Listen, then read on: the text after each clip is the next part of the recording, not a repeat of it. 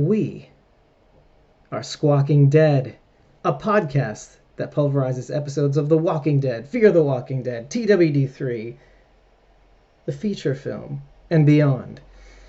I'm your host, David Cameo, and we'd like to do a little live stream before, like a small, tiny live stream before we get to actually start the episode that we pre-record. And the reason why we pre-record the episodes is to kind of garner a little bit more support for the podcast. What we like to do is we do the pre-record so we can get people to support us on the podcast. So you still get to be a part of the episode by way of the chat, right? We still air the live streams, and what's great about it is that it frees us up to be with you as the episode airs. In the chat, we can discuss things we might have missed, things that you might hate, especially in this one, as you may find some of our opinions objectionable in this one, which is kind of counter to our usual MO, which is we usually have a diverse set of opinions, but for some reason, for the most part, we were very much in sync until about the end.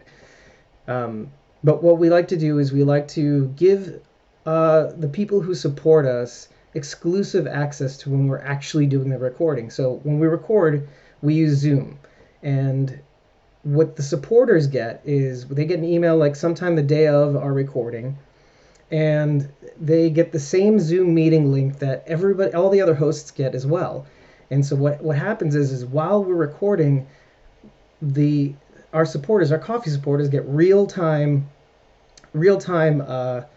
chat with us while we're actually doing the recording. And that also helps to clean some things up. Not only that, I wanted to inform you guys that if you do support us on the stream, you will get a copy of the unedited video.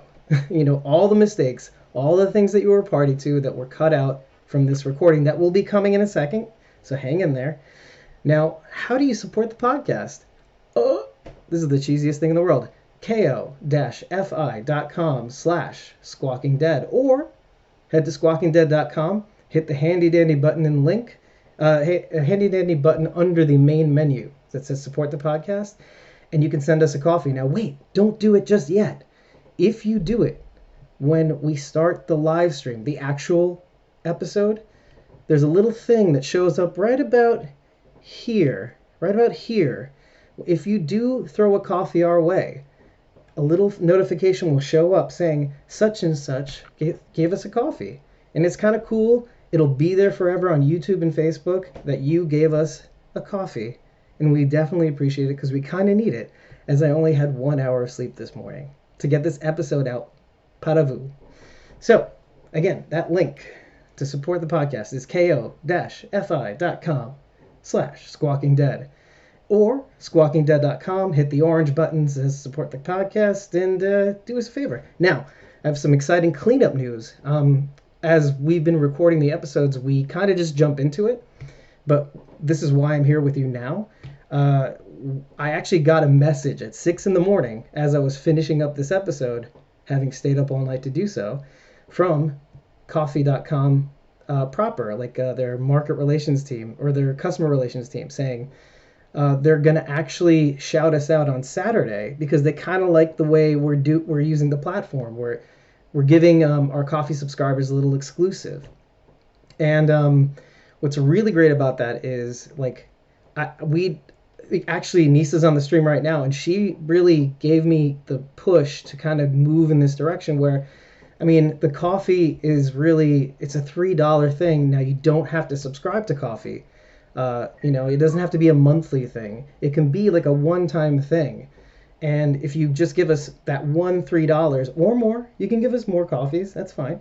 But that with $3 coffee, you get 30 days of access to that's at least 4 live streams, meaning you can be a part of the recording for 4 different recording sessions. You get the unedited videos, all that stuff, and then so much more is going to be coming, hopefully, as we head into the mid-season break. We're going to work on a giveaway, and then coffee supporters may get, a little ahead of time access to the actual giveaway links so that they can actually enter a little bit more. So stay tuned for that shout out. I think we have some more stuff, but let's just get on with it. So a reminder, if you do throw us a coffee as we go to the next scene where the episode airs, you will see your name pop up in the stream. And that's kind of cool. It makes a nice little noise, and I kind of like it. And next week, I think next week or the week after, I will be shouting out all of the folks who managed to give us coffees in the last month. In order too, because some of you gave us just the day of announcement, and I thank you so much. So, I know I haven't been responding to you directly during the chat. I will do that now. I don't want to waste any more time. I want to give you the episode, and how about we do that? So, I will see you in the chat. And 3, 2, 1, a go.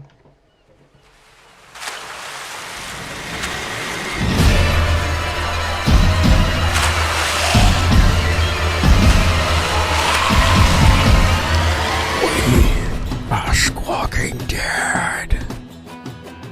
And welcome to a very somber episode of Squawking Dead. I'm your host, David Cameo. I'm joined by our fellow mourners, CosmoMom09 and OG Squawking D, Carol G. I'm going to try to contain our boisterous nature. I can't stop smiling though for some reason. It's really really bad.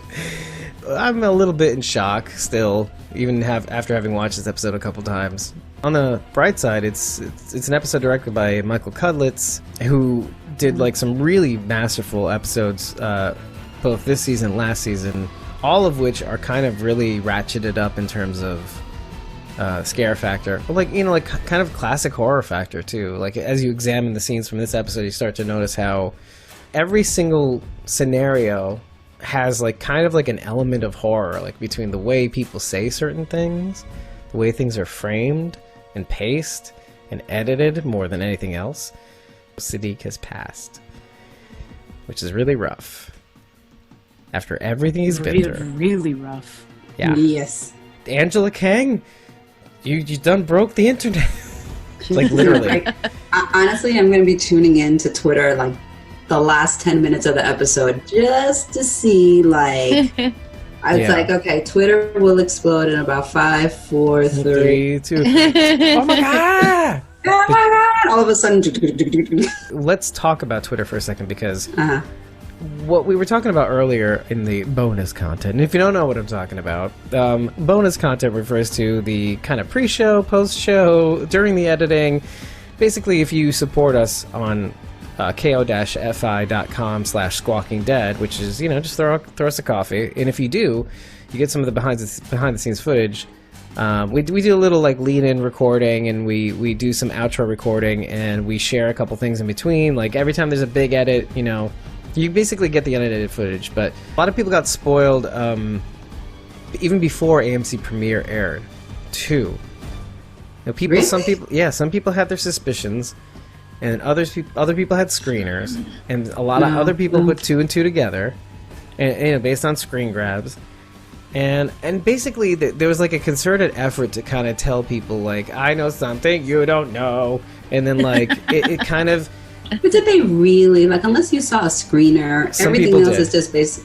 Yeah, I mean that's uncalled for, but everything else was just, to me, speculation, because I had heard murmurs of oh well, who is this Dante guy? He just popped in out of nowhere. And I was okay, I get it. I understand, where you're coming from and all of that. And I know people had their well, in the trailer, who's Daryl punching? He looks like it would, would be Dante. And I'm sounds like that's going to come in the next episode because of the trailer. Mm-hmm. Right. The trailer must have covered everything between, episode 1 to episode 8.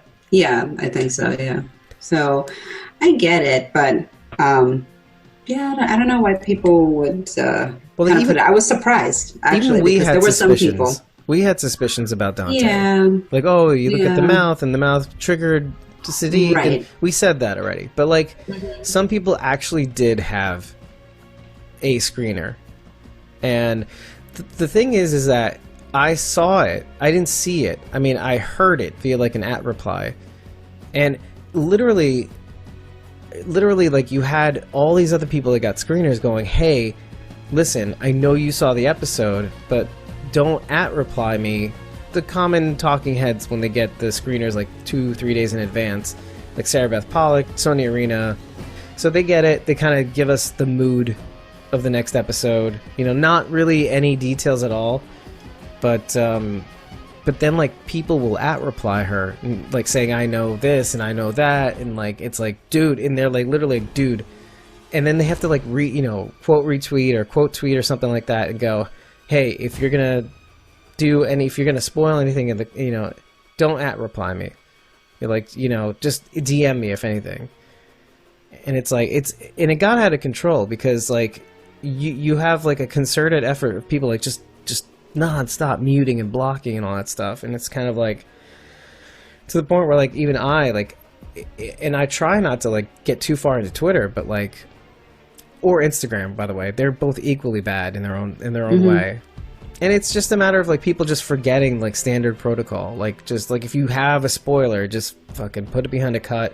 Like when it comes to Instagram, you gotta just put a couple of actual screens saying, "Hey, next slide is like spoiler country," and then like we've been trying to establish the whole hashtag TWD spoilers on Twitter, so that if people want to mute it out, they can mute it out, and people won't stumble across it.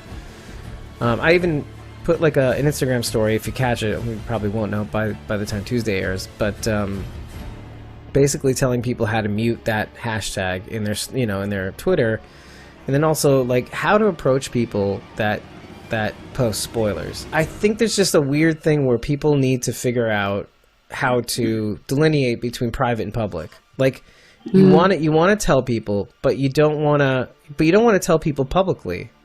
Do you know what I mean? Get yourself a circle of friends that you trust, like, or you can maybe just do a call to action and be like, hey, I saw the episode, I need to talk to somebody about it, let's create a group chat. Yeah. Simple as that. But like then there's a bunch of people who, and I guess the way I tried to frame this is like, at the end of the day, I think people that by and large, like 90% of the people are really just well-meaning people. They're like, I have this thing inside of me and it just needs to go somewhere. And I get it, but I mean, I saw the episode and I wanted to I was like, exactly what I texted you guys, which was like, holy fucking shit, I have a lot to say, but I'm going to save it. I'm not going to, even though I have a lot to say. Yeah, but you and I are both 40. Like, we're not 17-year-olds or 20 shit-year-olds. No. But again, like, well-meaning people like you and me, but like and then you have to also consider another factor. And then I thought of this, and that's why I kind of framed it the way I framed it. We knew what life was like before the internet. You have a whole generation of kids who were born after 9/11. Like, was it 18, 19-year-olds? Is that what it is? Yeah, I guess you're right. And the internet existed before that, but I'm just saying, just to kind of give you an idea of like, oh shit, right? Ooh, wow. They don't know what a cassette is or VHS tape, things like that. So like, they live in a world where everybody shares, and so I'm trying to dial it back on my end and be like, okay, everybody, calm down. Right. Let's stop calling each other assholes, because shaming never works. It doesn't work. When you try to shame somebody, we live in that kind of era where, we have somebody like that as president, and it's kind of like, well, you're going to try to shame me, I'm going to put you on blast. And so that's what people do. They double down, Yeah. And so, you know what? Take a different tack. Just approach people like with kindness and just be like, hey, listen, I know what you're trying to do. I would be excited just as much as you.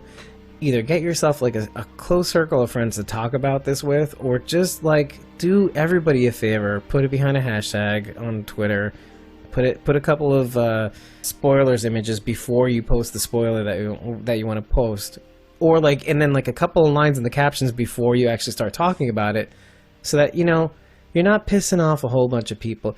I don't want to unfollow you. I don't want to block you. I don't want to mute you. I don't want to have to do that. You're a good guy. You're a good person. I don't want to have to do that.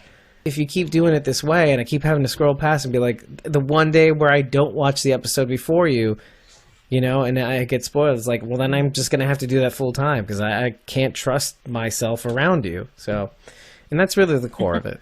The whole reason why I'm bringing it up this time around is because it was probably the worst that I've ever seen it.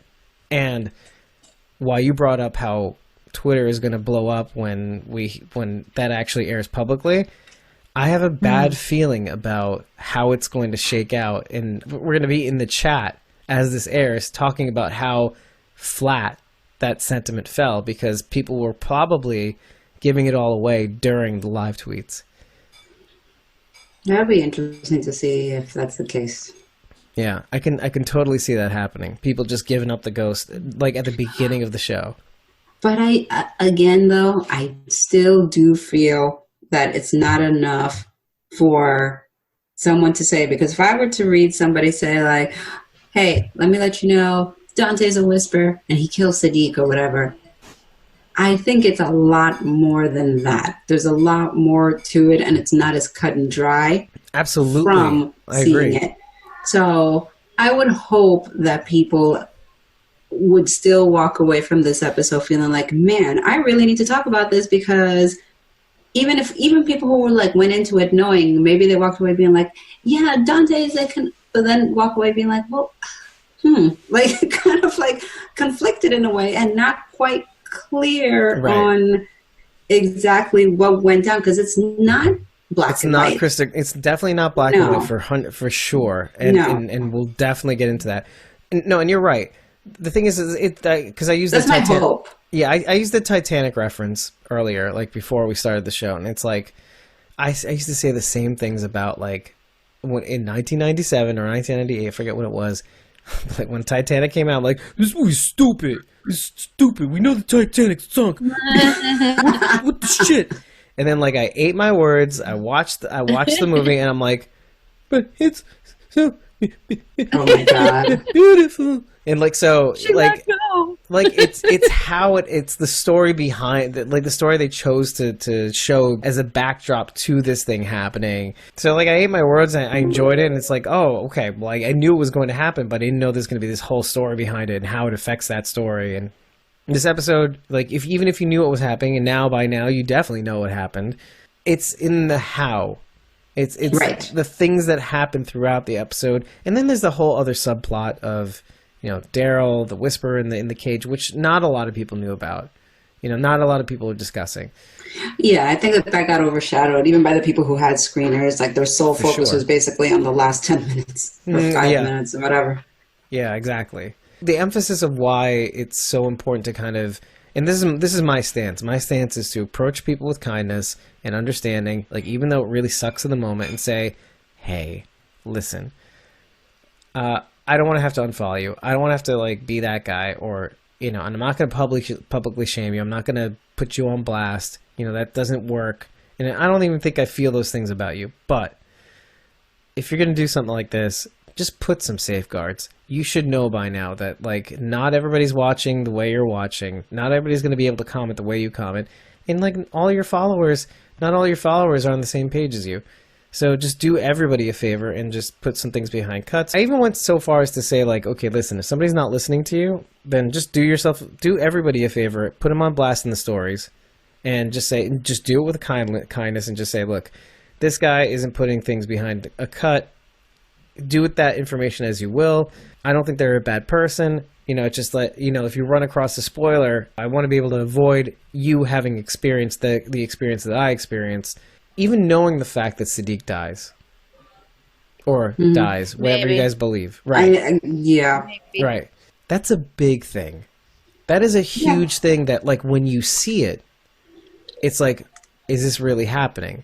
But now that I know about it, it's like trying to jump on an air mattress and finding out that it's only been half inflated. So your face hits the floor. And it's kind of it's a really rude kind of awakening. It's like, okay, you kind of know what's happening because you want to see it happen, even though you don't want to see it happen. Right. Either of you spoiled? No. I purposely avoided reading anything. I mean, I had heard mumblings about, like, you know, this episode, whatever, so I kind of tried to steer clear as much as possible. And then as soon as I got a chance today, I was like, okay, let me watch this now.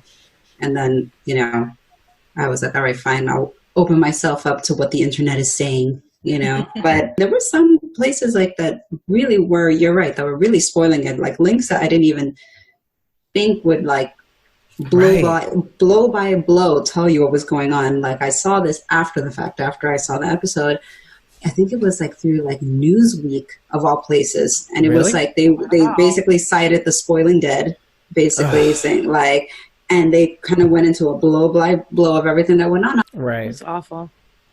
Did they even put like spoilers into episode, like kind of a paragraph? Yeah, well, not a paragraph. I mean, they had some sort of like, you know, spoiler alert, but not really like a paragraph of like. I think that, I mean, I would have to find the article, but they did cite the Spoiling Dead as their resource, and then they just kind of went right into it. I mean, it wasn't like some big paragraph disclaimer. Yeah. It's probably a couple of sentences at most. Yeah, a lot of people are like upset with the Spoiling Dead too. I saw a post by somebody who, I didn't even know who it was. Like, I mean, I'm trying to remember if it was Cudlitz actually. I'm not sure. But like somebody railed against the Spoiling Dead, saying like, you know, why would you like read the Spoiling Dead? You know, you're talking about a bunch of people who will take drones and try to like watch, you know, get aerial footage of like filming sites. Just and it's like, Wow. and it fucks with the crew. It fucks with everybody. Yeah. You remember, like you were even telling me like, oh, they've had to like film fake scenes. To kind of throw off the Spoiling Dead, which is like why people thought Maggie died. Yeah, like, they did that. Ago. They did that with the lineup. They filmed basically like several characters, like Dying. basically, to basically throw you off. It's that the fact that we even have to do that is just insane. Yeah. I find it very interesting that Michael Cudlitz directed this episode, because being that he has this history with Band of Brothers and all of that, and this is so heavily into post-traumatic stress. And I don't know, like that end scene between Dante and Sadiq, I don't know. Like it also made me think of like, you know, soldiers and what they've gone through. And I don't know if we can even assume it's true or not, that Dante had this background in the, you know, Iraq War that he talked about. I mean, I want to believe it. I want to believe. I want to believe that. Yeah, I want to believe that is true. That to me kind of added to that end scene where, I don't know, it was almost like a mercy kill. Like he was almost like he was so kind of apologetic that he had to do this. Yeah. Yeah. He also might have an idea of what's coming. So if like you said, if we're to consider it a mercy killing, then Dante is preventing Sadiq from seeing things get worse, right? See, and that's kind of like how I wanted to go through this properly, because throughout the whole backdrop, you have the whole idea of like, how do they know so much? I mean, how have they been able to keep tabs on everybody? And so the assumption one would be able to make is saying, oh, Dante's being able to report. But like at the same time, you and me both spoke, Rachel, and we both said like, how is that even possible? Yeah. He's either like sneaking, you know, getting a really great workout, sneaking out, climbing over fences, going to the Whispered Territory, coming back, or he has help. Right. They have somebody right on the outside, and then they have guards posted everywhere on the lookouts. I just can't see a world in which either he doesn't have help with other people somehow. Other whispers? Yeah, other whispers on the inside. Yeah.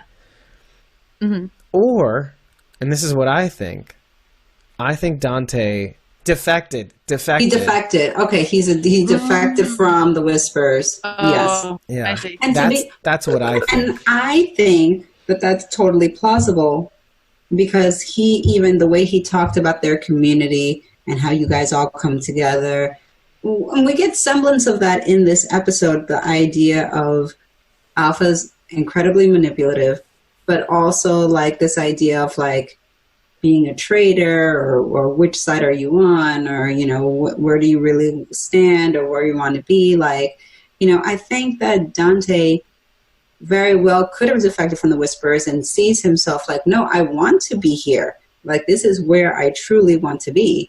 I'm not quick to write him off. The way that it all went down just doesn't make me feel that like, this was my ulterior plan was to infiltrate here, and now I'm gonna get you. Like, that was not how it came off. I wrote all of it down. Like, I have 4 different lines that kind of just say leading up to that. So it starts off with Siddiq basically blaming himself for the water. You know, he still doesn't know who did it. Or he's even kind of assuming that, like, okay, it just happened or somebody must have screwed up. Like, he's not really seeing that somebody actually sabotaged the water. Now, it's something that he says to Siddiq about kind of trying to tell him, like, look, when there's a problem, you know, you could completely blame yourself, but that's not really the way things work. You know, it takes a village, and everyone carries equal weight. Yes. And there's a couple times in this episode that, you know, Rosita, obviously after Siddiq decides to take a dunk, Rosita kind of says something similar, and she says, like, you know, it's all of us. It's up to all of us. When we see somebody that's hurting, it's all of our responsibility to kind of help and heal. Gabriel says something similar to this and it's just this tiniest little scene just after the Whispers has been poisoned. Daryl, like, kind of disposes him, you know, dispatches him so he doesn't reanimate, right? Now he says, I'll take care of the mess. And Gabriel says something very profound. And he says, I'm going to stick around it because it's not just your mess to clean. Right. It's like these little things that kind of remind you, wait, it takes a community. Yeah, we're all in this. You know, we're all in this together. Yep. You know, which is kind of like you would almost forget if you were kind of following, like, because there's certain, like, romantic elements of, like, what we've been through with, like, Carol and, like, you know, we start getting nostalgic for, like, our survivors kind of trying to do things on their own. And we've been seeing a lot of that lately. But, like, this episode kind of hammers the point, like, just with a ball-peen hammer saying, oh, no, you fucked up. You can't make decisions for all of us. You know, that sort of thing. We'll get to that. just you wait. We'll get to that. But that's the whole point. So when we go back to the scene with Siddiq and Dante is the one saying all this. Everyone carries equal weight, which, by the way, made me think of, like, kind of Rick's dream. Like, Rick's dream was to get everybody together, share the weight, rebuild society together. And so I just, like, a quick flash, like, back to that, back to the bridge and building the bridge and the saviors putting their brawn into it, and then they disappear later. But, like, that whole idea that we didn't think was going to work, none of us thought it was going to work. It was like, oh, it's going to blow up in Rick's face. But here we are. And Dante's here. And it's this weird, I got this weird feeling that he really kind of drank the Kool-Aid. Like, Dante's like, this is more like it. I do think he was an Iraq veteran. I do think that he believes in the value of being part of a group. Now, he was definitely part of the Whisperers, for sure. I'm starting to think that. Well, what do you guys think? Was he a part of the Whisperers? Yeah. Do you think maybe even Siddiq remembered wrongly? I don't think so, right? I guess not. I think I'm assuming he remembered correctly. I mean, the jury would have been out for me if it weren't for the TikTok thing, the click. That seems to be the common thread. He was there. You know, that's the trigger. He was a Whisperer. But even so, like, it doesn't seem like he showed any signs of regression towards Siddiq, even after that recognition was, like, made, you know, because Siddiq was the one who eyed the knife first, from what I recall when I saw it. Yeah. Oh, was it the axe? I'm sorry. Yeah. But the next thing he kind of says is, "You're my friend." I think he sincerely meant it. I think so too. I do too. Which is very complicated. I'm so glad you guys are on the same page, because I thought you guys were going to think I was a nut job. No. I think it's far more complicated than just. I think I actually developed a theory about Dante just today after talking with Nissa, and I think it tracks pretty well. Right? Yeah. No, Nissa definitely helped me come to this. So we see Gamma, you know, polluting the water supply, and it would make sense that Dante would be there to track everyone who's getting sick and make sure that they're staying sick from the contaminated water. I think it was pretty clear that it was him who tampered with the water. Okay, so let's focus on that point, because I think, before you continue, because do you think that was him? I'm not so sure. I'm not 100% certain. Here's the thing, and this is where this episode is very classic horror to me. It really plays a lot of mind games with you. Like, it fucks with your head. in the sense that, like, you don't know so much of what's real and what's not because you're dealing with someone like Siddiq who is so fucked in the head because of what we keep getting hammered into us during the episode. Alpha's a master manipulator. She messes with your head. Like, and like what Siddiq went through, like, completely, like, has messed with him to the point that, like, could he have accidentally packed poisonous medicinal plants as opposed to what he needed to in a state of just being completely, like, not there? Right. Could have. Right. Could he have, you know, like, there's a lot of room for error when your mind is so completely just gone, you know, the way his is. So is it possible that, like, Siddiq could have made some of these errors? Yeah, I mean, it's possible. It's just, it leaves a lot of room for confusion. It leaves a lot of gray area where it's not so clear. To me, it's not so clear. It's easy to assume, but like specifically the spigot that we find out was pointing the wrong way. Well, I'm not saying do you think that was Siddiq, although now I'm like thinking in my head, like, holy shit. Because what did the sign say? That the water was finely tuned in to find Eugene and who else? Siddiq. And Siddiq, right? Fuck me. Yeah. So, like, here I'm thinking to myself, like, could it have been Siddiq? Now, like, and I'm not so sure. I don't think so. More to the point, was it Dante? That's the thing. I do. I think it was Dante. I think Dante's been there a minute. You know, he's been there a while. This whole water system's been there a while. I think Dante probably made that switch when he first got there because it's going to take a while for these illnesses to you know, get as bad as they are. And we're just now seeing, like, the full effect. I do think it was Dante, and I think he had an idea about infiltrating our group, and it was going to go one way because Alpha told him that we're all a bunch of liars and we live in a fantasy and da-da-da-da-da. And then he got there and realized, no, Alpha's wrong. This actually does work. I think Dante's changed his mind about our group once he got there. I think so, too. I think it was a bad choice. Yeah, it was a bad choice for Alpha to send him to do that. But wouldn't he have changed? Wouldn't he have changed his mind and fixed the water? Not wait for everybody to continue getting sick. Yeah, good point. Oh, then maybe he's still evil. Well, or not. See, that's the thing. This is why we're working out. This is why we have this show. We get to work all this out. One of the things that I really liked about what we did last week was, and this is going to prove true once we start breaking it down, I had said, this is me gloating, so take it all in, people. I had said, oh, hey, Carol, you're just as bad as Alpha. And what does this episode do? Make it crystal fucking clear that that's what the show is intending to say. You're no different than Alpha. You really aren't. I mean, your motivations are different. You know, obviously your motivations are, but that's the thing. You've got Negan. Negan's whose motivations were pure. You know, like, okay, I'm just trying to save people. But then what happens? Your motivations, they kind of get away from you. And then you have Alpha, whose motivations are probably, like, obviously she's a little fucked in the head. She abused her daughter, killed her husband, etc. But I think overall, to build a community, to build a kind of community that can move among the dead, I think there's some sort of pure motivation there. If you're trying to build a community, you're trying to do it because you want to survive and you want others to survive. Maybe like-minded folks like yourself, crazy people like you. But then it kind of gets away from you. And you can even see that from their own baseline, like, okay, relative to the Whisperers, even Alpha herself, she's diverging from, like, what their Whisperer ethos is. And then there's Carol, whose motivation's like, okay, protect everybody at all costs according to me.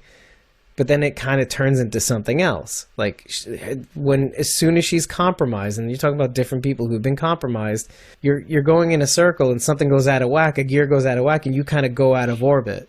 And you're Carol, and your motivations are starting to twist. Your plane of existence or your trajectory is kind of going off course. And so every single one of these people whose motivations are probably, you know, they're good intentioned in their own way, are kind of going off course.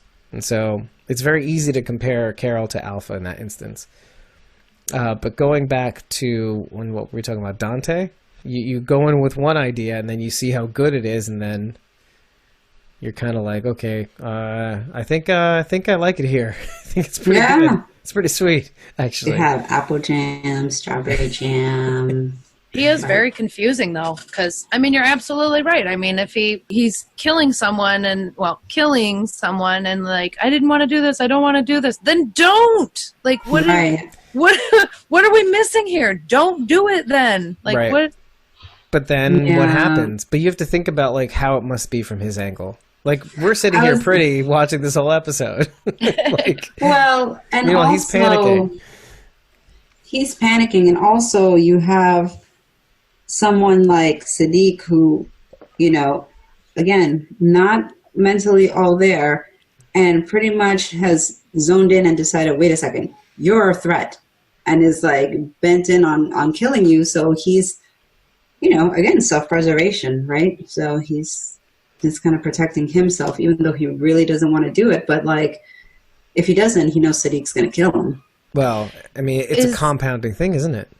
But yeah, Is Dante also putting himself in a position to where the community needs him? I mean, he's the only person we know of besides Sadiq with medical knowledge.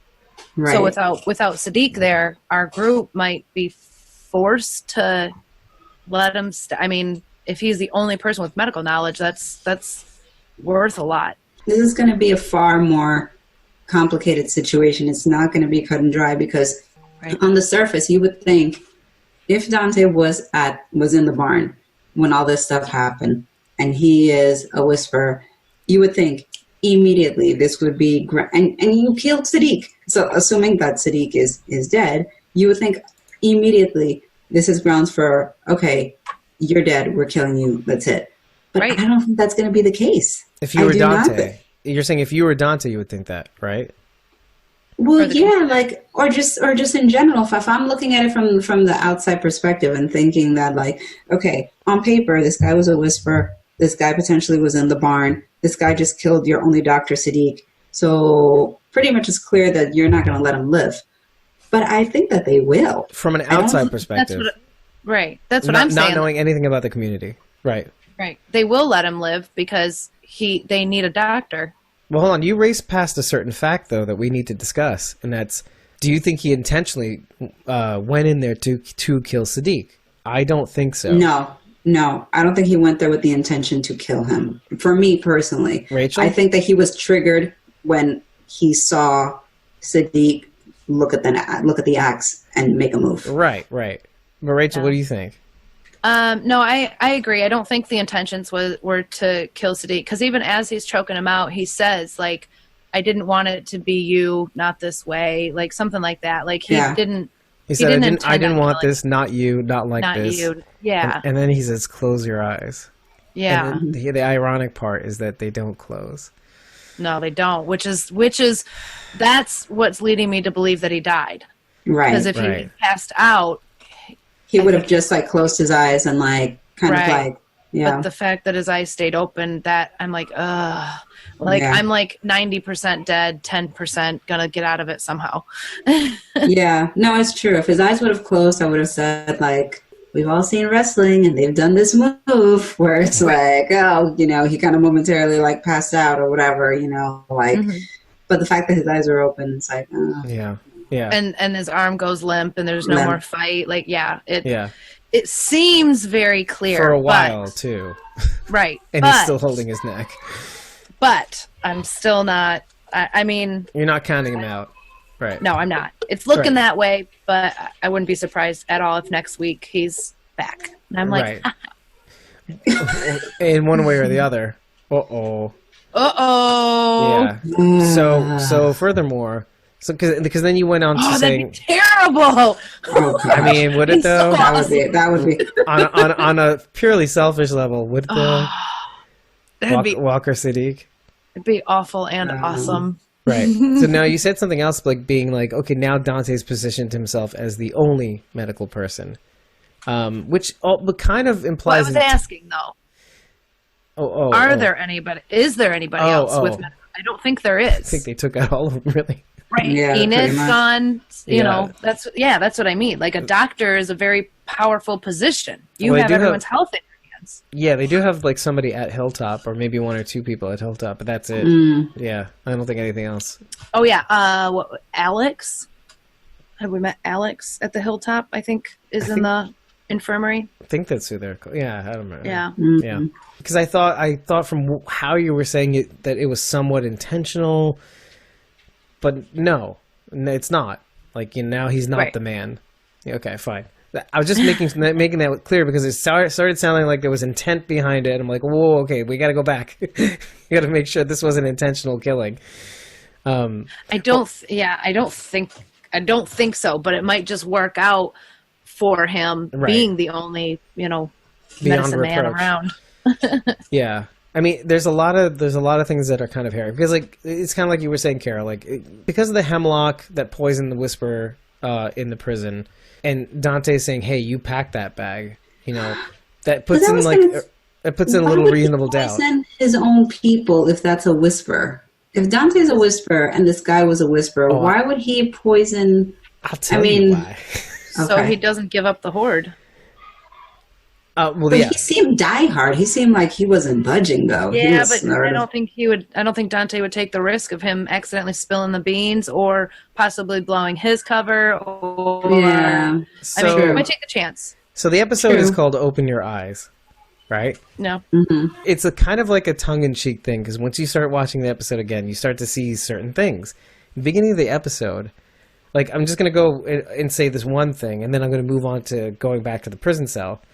Because when you start up at the beginning of the episode, like, and Siddiq is actually pouring the, turning the levers to kind of turn the water on and all that stuff, you actually see the bent lever in the beginning, like right away, and it's like, oh my god, it's right in front of your face, how it's bent upwards. And it's so crazy to watch, and you're like, oh my god, it was staring us right in the face, and we were looking just like the guy in the prison cell.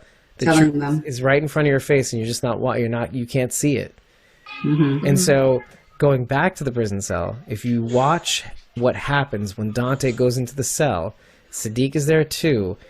There's a concerted effort to first of all get Siddiq out of there because of what the guy says. But Dante says to the guy, "Don't try anything." And the guy is staring right at his face and goes, yes. He goes, "Never." Yes. Yes. I did see that. Yeah. Like holding his hand and looking him straight in the face, like, "I would never to you."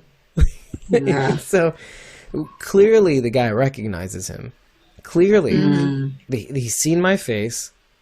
And first of all, like if he ever escaped, he could have told Alpha that, "Oh, this guy's turned. This guy's not part of the group anymore." Well, I mean, unless that was always his mission, was to infiltrate and sort of become part of our community. Yeah, like a sleeper. Obviously, the material is trying to lead us into a conclusion where he is a sleeper. He is always going to be asleep. He was always going to be a sleeper. But the little things that he says at the end of the episode to Siddiq, saying, like, kind of really implying that, you're my friend. There's something to that, and it really kind of gets you to start doubting, like, the obvious, that he is a sleeper. So it's really difficult. Or he really could have just defected, and he has absolutely nothing to do with anything bad that's going on. And once he saw in Siddiq's face that he realized who Dante was, he's like, "Oh shit, he found me out. Now I got to do something about this." And he didn't want to. But Siddiq would have told everybody that he was a Whisperer. Which kind of takes me back to a couple episodes back. The episode called Silence the Whisperers. I don't know if it was actually this specific episode. I would think it was you, Rachel, who said, "Oh, I think the graffiti was Carol." Mm-hmm. Right? Yeah. This is going to sound really bad. Because Carol has been doing some really, really, really, really crazy things lately. She's being a little forward. I'm wondering if... I'm not saying this is her, but it could be somebody else that could have done the water stuff. And if so, there's an interesting implication here. To what end, though? Yeah, I know. But let's say that Carol did do the graffiti, and maybe there's a bunch of other people trying to just maybe even just create mischief. Or I don't know. Oh, what, to force everyone's hand in like this conflict? Yeah. I mean, classically, I would have said Carol, but like, I don't even know if Carol would go that far. I don't know. I think I that's don't know. what's If you're great. trying to amp people up, you don't want to make them sick. I mean, then you're putting your fighters down. That's the thing. Like, I'm not 100% gung ho about accusing Dante. No, I'm not convinced completely on Dante. Like, I am not. I think he is a whisperer. Yes. Or was. Or was. Or at least defected. Yeah, defective whisperer. But I'm not ready to say that this whole outbreak that's going on here is because of you. I don't know who else would have turned the lever on the water. That's the thing. Like, if you're not ready to say it's Dante, then it has to be somebody else. That's the problem. Right. An Alexandrian, because as far as we know, there's no other whisperers. It seems to be at the center of town, or somewhat. See, that's very interesting. It's kind of like they're trying to checkmate you into making a decision about whomever. Or, because if you think it's Dante, okay, that makes things a little easier, but then there's that end scene where it's like, it makes it kind of clear that, like, I don't want to do this, I like it here. Mm-hmm. You know, sort of. But, like, the implication is, like, you know, I didn't want to have to do this, not you. And then... Is it possible Dante switched the lever and then time had passed and he forgot about it? No, I don't think he could have forgotten about it. I don't think. I mean, it could have been one of those situations where he just didn't have time to switch it back. Grasping. Yeah. Yeah, maybe he couldn't find a moment without being caught. I don't know. Yeah, exactly. Maybe by then everything was on high alert. Yeah, it was already too late. That could be it. But we do know that Dante's face is going to get very familiar with the back of Daryl's hand. Fist. Yeah. Right. And even that alone tells me something. It's just like, they're not killing off Dante. No. It doesn't seem like. No. So there's got to be more to this. Like, there is some complexity to this, because if it was cut and dry, he would be hung, tarred, and feathered immediately. No. Like, no question. No. But that's not There is happening. a question. There is a question. Right. Because there's the element of the charter. That the most severe punishment is imprisonment. Isn't that Is for it? community members? But is it? Not a community member. But is imprisonment the worst? Because, like, with Negan, they were debating on whether to execute him, wasn't he? Like, wasn't that what was in question when that was after he had killed Margot, though. Right. So maybe they went back because he had taken a life, so they had to reassess his punishment. So if it was a case of, like, they think, well, let's assume that Dante did kill Sadiq, Mm-hmm. wouldn't they kind of treat it as a similar, like, he took a life? So yeah, I would say so. Well, no, not unless he was in prison and then broke out, then took a life. That's the thing. Got to do it exactly the way Negan did. Yeah, exactly the same kind of. Yeah, they has to be in custody exactly first, the same way, and then break out, then kill somebody, and it's like, okay, maybe let's think, and then maybe let's think about killing him. Yeah. Well, but furthermore, the charter is for community members, and which he is not. He's a whisperer, right? So those laws wouldn't apply to him. Is he not a community member? Not if we find out he's a whisperer. No. Or that he was a whisperer. Or that he was a whisperer. Well, here is the problem, and here's the question. If Sadiq is dead, then how does anybody know he was a whisperer? They won't know.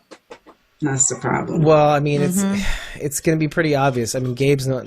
That's the thing, and that's why I kind of wanted to wish we started from the other way, because Gabe in this episode is really sharp. I mean, I'm really, really impressed with Gabe for stepping the fuck up and telling Carol That's what's why what. He's the head of the council. Yeah, I mean, essentially, and like de facto, like we all know Michonne's in charge, but it's kind of like the Yumiko Magna thing. It's like, if you're not here, and it's always been kind of the case that Gabe has kind of taken over for the council. Like, Gabe kind of has the pulse on what people think, you know, can even sway people to go one way or the other in some respects, but he kind of steps up really big time in this episode. He really does. And he knows what Carol's capable of. He really does. Like to the point where but he's so not even thinking about his own life that, he kind of puts a stop to it. Yeah, Gabe. Yeah. Well, I don't. What? You challenge Carol, you risk your life. Yeah, no kidding. No kidding. She tried to play a good cop. Yeah, I will finally. I was going to say that. I will finally admit this time she did step over the line, even for me. A couple times too. Specifically with Lydia. Yeah. Not telling Lydia what she was up to. I think Lydia would have understood. To be totally honest, I think if she would have leveled with her. Everybody would have understood. Absolutely. I think if Carol had told Lydia what her intentions were, why they wanted to go out, I think Lydia would have been on board, but she just didn't tell her that. Has anyone else come up with an offensive plan here? Because so far all I've seen are defensive actions. Yep. Guard this wall, watch this play. We're looking out for this, but no one is going on the offensive and saying, look, let's stop it before it gets to that point, except Carol. Well, yeah, she's the only one. But there's a big thing to consider when trying to mull over that question. And this is what I contend. We're sitting waiting for each episode to come out each week. These last few episodes, these last 4 episodes, have been a short-ass period of time. I would say even a day or 2 days, let's say. 2 literal days. Because you have a couple things to consider. All the shit that happened at Hilltop. While Aaron's away, the mice will play. And then you've got a whole other side quest where Michonne is at Oceanside with Judith. Mm-hmm. So you've got a ton of things happening within a short, tiny period of time. Think back to what you just said about, but nobody's thinking of an offensive plan. It's like, wait, bitch. No, I asked, are they? I asked, are no, they? No, I haven't seen it. Because they're still in turtle shell mode. After, the Horde. All that stuff, that business about the Horde. Michonne may have gone to Hilltop, and so that period of time might have taken a little longer. But, I don't know how long it takes to get to the Oceanside, but, maybe 2 days, let's say? Day and a half? So we're talking about a short period of time after, trying to get off their heels from this series of walkers post the fire. Which, again, we still don't really know, at least in that respect, if that was actually Alpha. We do know that the tree was Alpha, the tree at Hilltop. So when you talk about Carol and, taking the offensive, it's kind of well, okay, hold your horses. This thing just happened where we're just on our heels. Oh, you want to start going on the offensive now? It's kind of okay. So it's a bit quick. Not everybody's... And then second of all, you're not telling anybody. So that's a whole other story. Yeah, communication goes a long way. I do think she needs to tell somebody what she's thinking. Because if more people knew what she was doing, I think they'd be on board. Yeah, and the key people, too. You don't have to tell everybody. Yes. That's the huge problem. At every turn, Carol could have brought everybody else in, and she didn't. And there was no good reason not to. Not really. No, other than the fact that she thinks she's protecting people by keeping them in the dark. If they're not involved, they're not at risk of getting hurt or killed. That'd be the only reason not to include people. Right. Which is, and I could see her doing that. A la Daryl, Yeah. The people around her have kind of let her know that you could have come to us. You really, really could have come to us. What the fuck is wrong with you that you couldn't do that? Yeah. Even Gabriel kind of says, okay, what's done is done. I'm just not going to let it be worse. You're getting away scot-free here. I get you, Carol. I understand why you did what you did. Yep. And I'm not even going to pursue punishment, which I should be doing, you idiot. But I'm just, until he kind of just sweeps that aside and goes, I have to focus on the now. And he's being, just like Carol, he's being practical. He's like, I'm not going to get involved in the minutia of trying to, figure out what I'm going to do about you. And he still lets her, take over, how to deal with this guy. So, even further than that, he's showing her, I trust you enough to actually talk to this guy, to this whisperer guy. What more do you need for me to tell you that you should be fine to tell me anything that you have on your mind to kind of tell me what's going on? I will let you know if that sounds like a great idea or not. You know, like, Jesus. Like, if you did something like that crazy, would you be anywhere near the Whisper prisoner? No. No, I wouldn't let you anywhere near that prisoner. No. You're off the fucking hilt. You're off the reservation. I won't trust you as far as I can throw you. You're lucky you're not in that jail with the Whisper, and then you fend for yourself. Anyway, you get my point.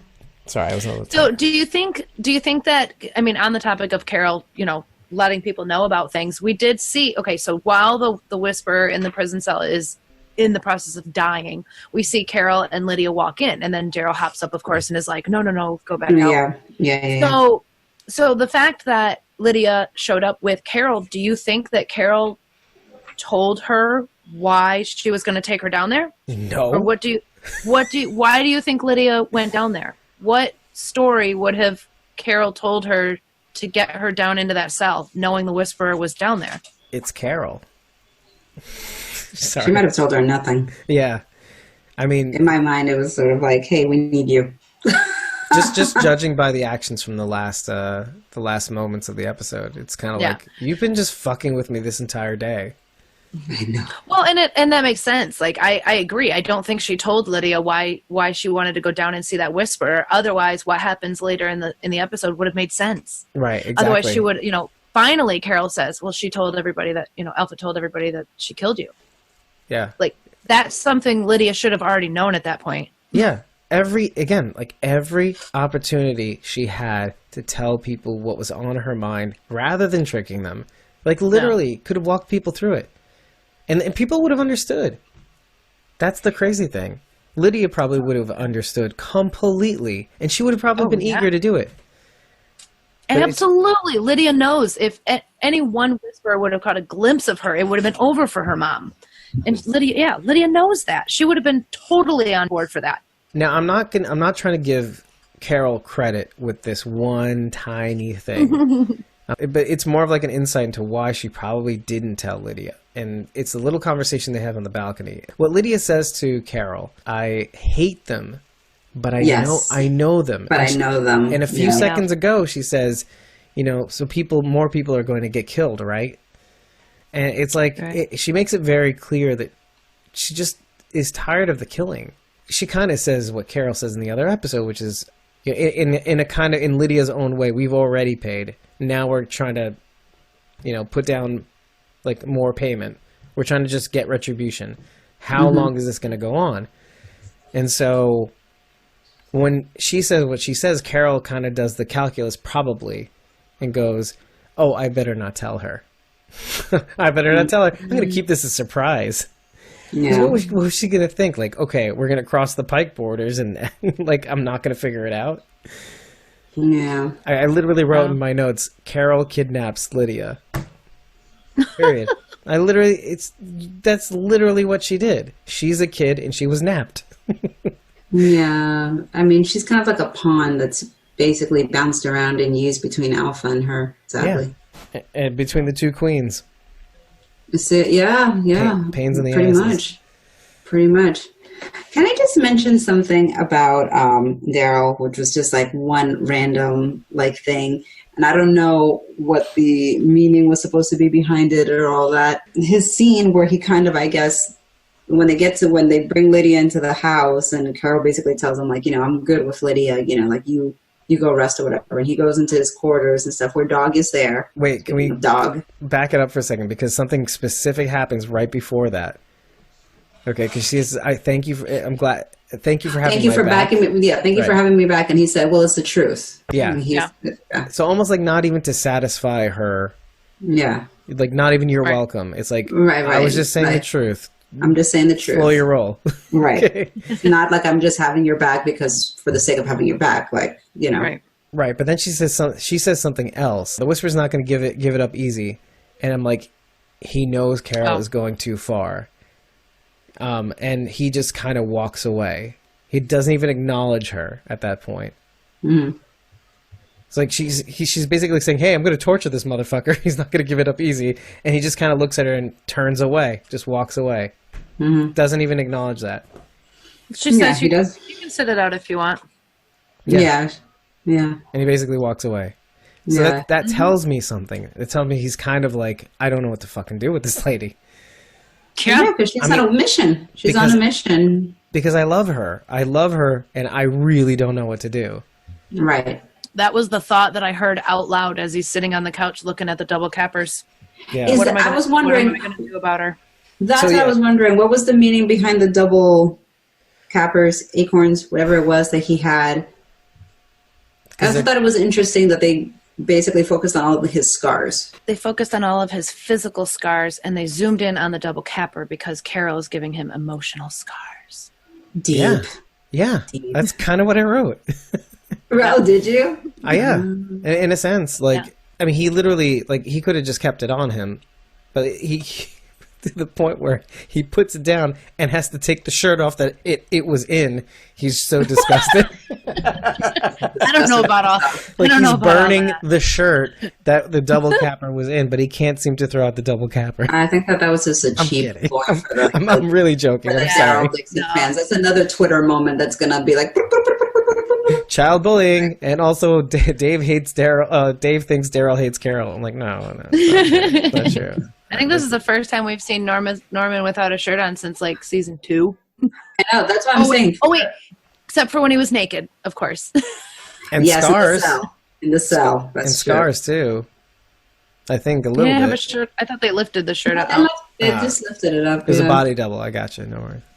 So Twitter will also be all over that, I'm sure. Chirpy over the shirt thing. Yeah. Yeah. Please. I saw it the other night. Okay. All right. Calm down. I bet she masturbated 3 nights in a row. Anyway, so moving on. But I also thought that scene was really cool. It really does illustrate the battle, turmoil, the inner conflict. The battle scars. Yeah. I also thought it was nice that we got to see his little area. I thought so too. His own little, that's where you've been. Okay. Yeah. Yeah, this is his safe spot. This is his safe place where he goes to. His little bachelor pad. Yeah, and comparing it to last year, by the way, too. The exactly woods, last year. yeah. Well, not exactly last year, but you know what I mean. Yeah. But the thing that I also thought was interesting is we kind of focus in on huge spotlight on physical abuse, whereas abuse inflicted on Gamma, Daryl's abuse that obviously we see through all the scars, even when Lydia and Carol are on that balcony talking, and Lydia says something about hasn't been the first time, or I've had worse, or something in terms of the beating, and Carol's like, yeah, me too. Yeah, me too. So it's me too. These are all people that come from battered circumstances, which is very interesting. Battered house syndrome or something. Yeah, battered households, So yeah, and so Daryl's not excluded. I mean, he's had the full gamut of abusive father, abusive children trying to give him branding scars, and his relationship with Merle too is not very the best. simple, right? Not simple. I would honestly say that Merle always did love him. Yeah. Just couldn't show it. But look at Alpha talking to Gamma and basically giving her how many lashes, and then sort of no, but I believe in you and all this stuff. It's the mind games that people who abuse children or wives or husbands or whatever. It's you kind of make them feel no, I'm doing this for your best. This is just how I show my love to you, because I just want you to be your best, and I'm helping you become stronger and all that. Yeah, it's crazy, And I personally think, especially after seeing the end, because I wasn't sure the trajectory of how this storyline was going to go compared to how it goes in the comics and all of that, but I really do feel we're kind of really moving to a collision course where, based on, we see Lydia seems to decide at the end that she wants to go back to her mom. She's choosing that. No, she's choosing herself, she said. She's choosing herself. Because I was wondering how interesting would it be. Looks like. Right. How interesting would it be if she does end up landing back at the camp, considering Negan is at the camp, and Negan obviously has a relationship with Lydia that is protective to an extent because he did save her. Right. And it seems like they had talks. If he were to witness Alpha's lashing on Lydia to kind of like, you're back, let me toughen you up or whatever, you know, it kind of doesn't exactly go along with the comics, but does go along the fact that he starts to see some pretty fucked up shit in terms of like how they operate or whatever. Yeah. So I'm going to be very curious to see if like she ends up landing back there, and if Negan, the wild card that he is, who is there at this camp, you know, right, how he's going to react, because he has taken a protective turn towards her. He's probably more protective towards her than most people have been on this show, because Carol's using her as a pawn. Daryl, absentee a little bit. Yeah. Like, well, to be fair, Carol's been kind of eating up his time. Right. Sorry, you can laugh, Rachel, because I am being a little bit more deliberate than usual when I say these things, and I do say this because I do know that they love each other, but Negan really has been the one that kind of like been giving her like advice in terms of like, you know, watch your back, and you know, don't let people get to you, and all, and you know, and the two outsiders saved her life. And saved her life, and had no regrets for what he did whatsoever. I don't know what Lydia thinks that she's going to do. Like, what? I'm sorry. There's no way she thinks that she can survive on her own. No, I don't think she's thinking. She's not. Yeah, she's not. She's pulling a Carol on this one. She's just running away. She's just running away. She's an emotional teenager. Yeah, but see, that's the thing. She has an excuse. If she got lucky, she could like find a discarded Whisperer mask and just sort of slide it on and like slip into the herd, and then like she just would be another Whisperer and not Lydia. She might get away with that. Yeah, and she might be able to slip into the crowd. That could be interesting. And yeah, you're right. Like, as long as Negan is there and she gets to observe Negan while she's there as like a little undercover Whisperer, yeah, that could get real interesting. Real interesting. And then, well, who knows? Maybe Lydia saves Negan in some weird way. By the way, side note about Negan, I completely missed in all the one-liners that he had last week that he said one that I saw in a meme today, that it was, he was telling, he was telling Beta, it's not ego if you really are awesome. Yeah. And I was like, that's so awesome. That's why he's the best. I believe that about a lot of people, though. Just on a side note. I do think so. It's not ego if it's legit. If they really are that amazing, it's like, Would I be wrong in roping you all into the Gen X category? We're all close enough. I consider myself a Gen X. Okay, good. Because I'm going to say this, and like when we were growing up, we were always concerned about being a poser or like, you know, like inauthentic.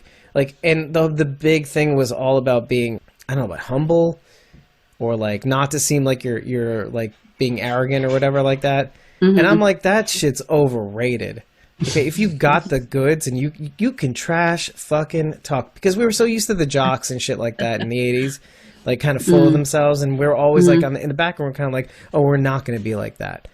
And I'm like, okay, you can be one thing without being another thing. Like, you can be competent and know you're competent and then like, and not be, but not like try to be like a dick about it, you know, like you're an asshole, but I'm great. No, you can be like, I'm great and I know it. Done. You know, like, that's why I like that line from Dante from last week. It's kind of like, I'm kind of awesome. And I'm like, awesome. Yeah, you are. You are awesome. I like you. I'm kind of awesome. Yeah. That's why it's funny. Like, but like, if we grew up and we looked at a guy like that and we were like, okay, douche. Like, that would be the classic line, douche. Yeah. I'm still so sad about Dante. I really am. Like, I am. Like, 2 hours after we got done watching the show, I looked at my husband. I'm like, I'm still really fucked up about Dante. I am. Like, which is weird, because the whole person died. But literally, I felt like maybe I'm not. I honestly, I feel terrible saying this. I was like, I'm not mad. I'm just really, really disappointed. About Dante, right? Yes, I was really, really disappointed. I was like, damn it. I'm more disappointed that there's not more pushback.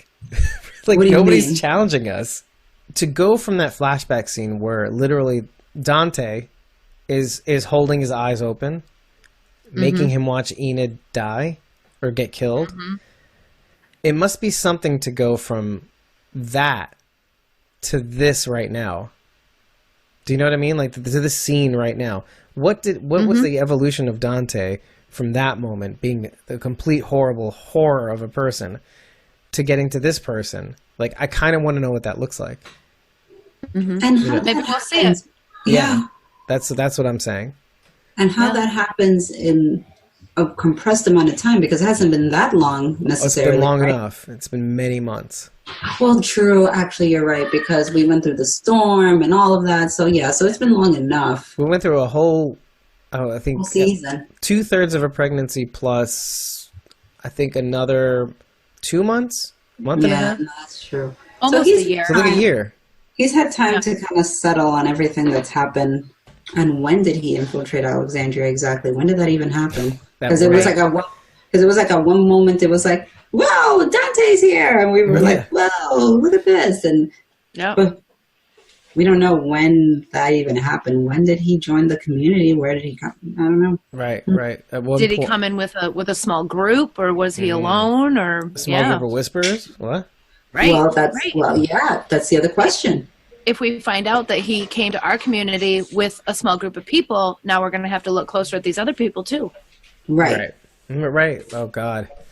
And maybe that's basically what kind of triggers a high alert, where now it's like, okay, and it's very, very cunning on Alpha's part, because I mean, basically it's, this sort of psychological warfare where now it's like you have these people who don't even know if they can trust their own community members. It's like, oh, is this person really part of this community, or are they some sleeper whisperer, that's kind of work their way in here? Now everybody's going to be watching their back, Kind of goes back to what I was saying about Gabriel, Rosita, etc. Because as I was watching those scenes in those moments, I was thinking to myself, oh, okay, wait a minute. So they're starting to see what's been happening to the community, how people have been starting to pull away, look over their shoulder, suspect their neighbor. But then, you see these scenes with Gabriel, Rosita, Sadiq, etc., and you start to think, okay, they're getting it. Okay, we're all for one for all. Maybe they'll start healing the wounds. But now it's impossible for me to see a world in which Dante can get away with it for much longer. There's a couple of things that indicate that, right. like the whole incident with the hemlock was on full display with Gabriel there. Yeah. And even though the water was a reasonable doubt that it could have been Sadiq or Eugene or whatever, it's still they don't know Dante like they know Sadiq. Right. So bearing that in mind, what do you think then? You think that his days are very, very closely numbered? You're talking about Dante's days? Yeah. Yeah. I don't know. I'm not 100% sure. And that's what's really great. Can I be honest about that? No, it is good in the sense that it's keeping me on my toes, that I don't know what's going to happen, because again, like I said, I'm not convinced that he's this is a done deal. He's a bad guy and that's it. For example, when we had the whole Savior War going on, when we had, the amazing Stephen Ogg, Simon, as charismatic of a character as he was, I knew, I was like, this guy's days are numbered. He's gonna get killed off, at some point during this thing. During this thing, to be the man, you gotta beat the man. It was the best way. Yes, the best way possible. But it's that. But it was I kind of knew this guy's days are numbered, because he was such a villain, more so than Negan. He was malicious. Off the page, malicious, got off on this power trip, and shit. That was the best. That was the best. That was the best. That, by the way, I say that because when Rosita said it, I was like, oh, that reminded me of Simon.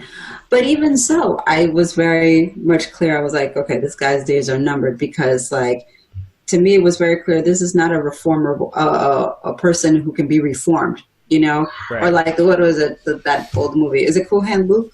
Some men you just can't reach. He's not one of those men that you'd ever be able to reach.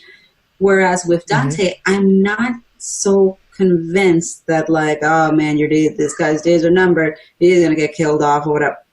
No, I'm not so sure. I can tell you why it is that you're not sure, and it's the same reason why I'm not sure. And probably the same reason why most people are still not sure. And that's the comics. And that's great.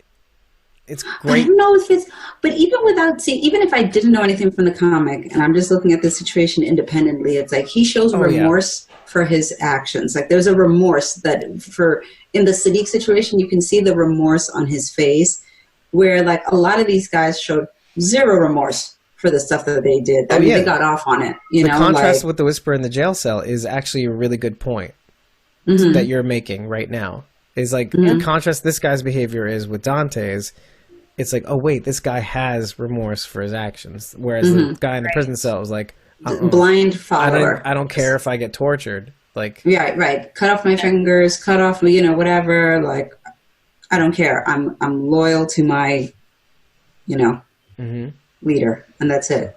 Yeah. But it's not so clear cut in the Dante situation, which is why I'm sort of like, I don't know where this is going to go. I'm not sure.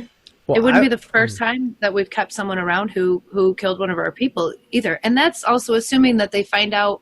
I mean, Dante could leave the room right now and somebody would find Sadiq and have no idea what happened. No medical examiners. Yeah. It could still take a minute for anybody to realize who killed Sadiq unless he's caught right in the action. Unless somebody walks in the room right now while he's clutching him.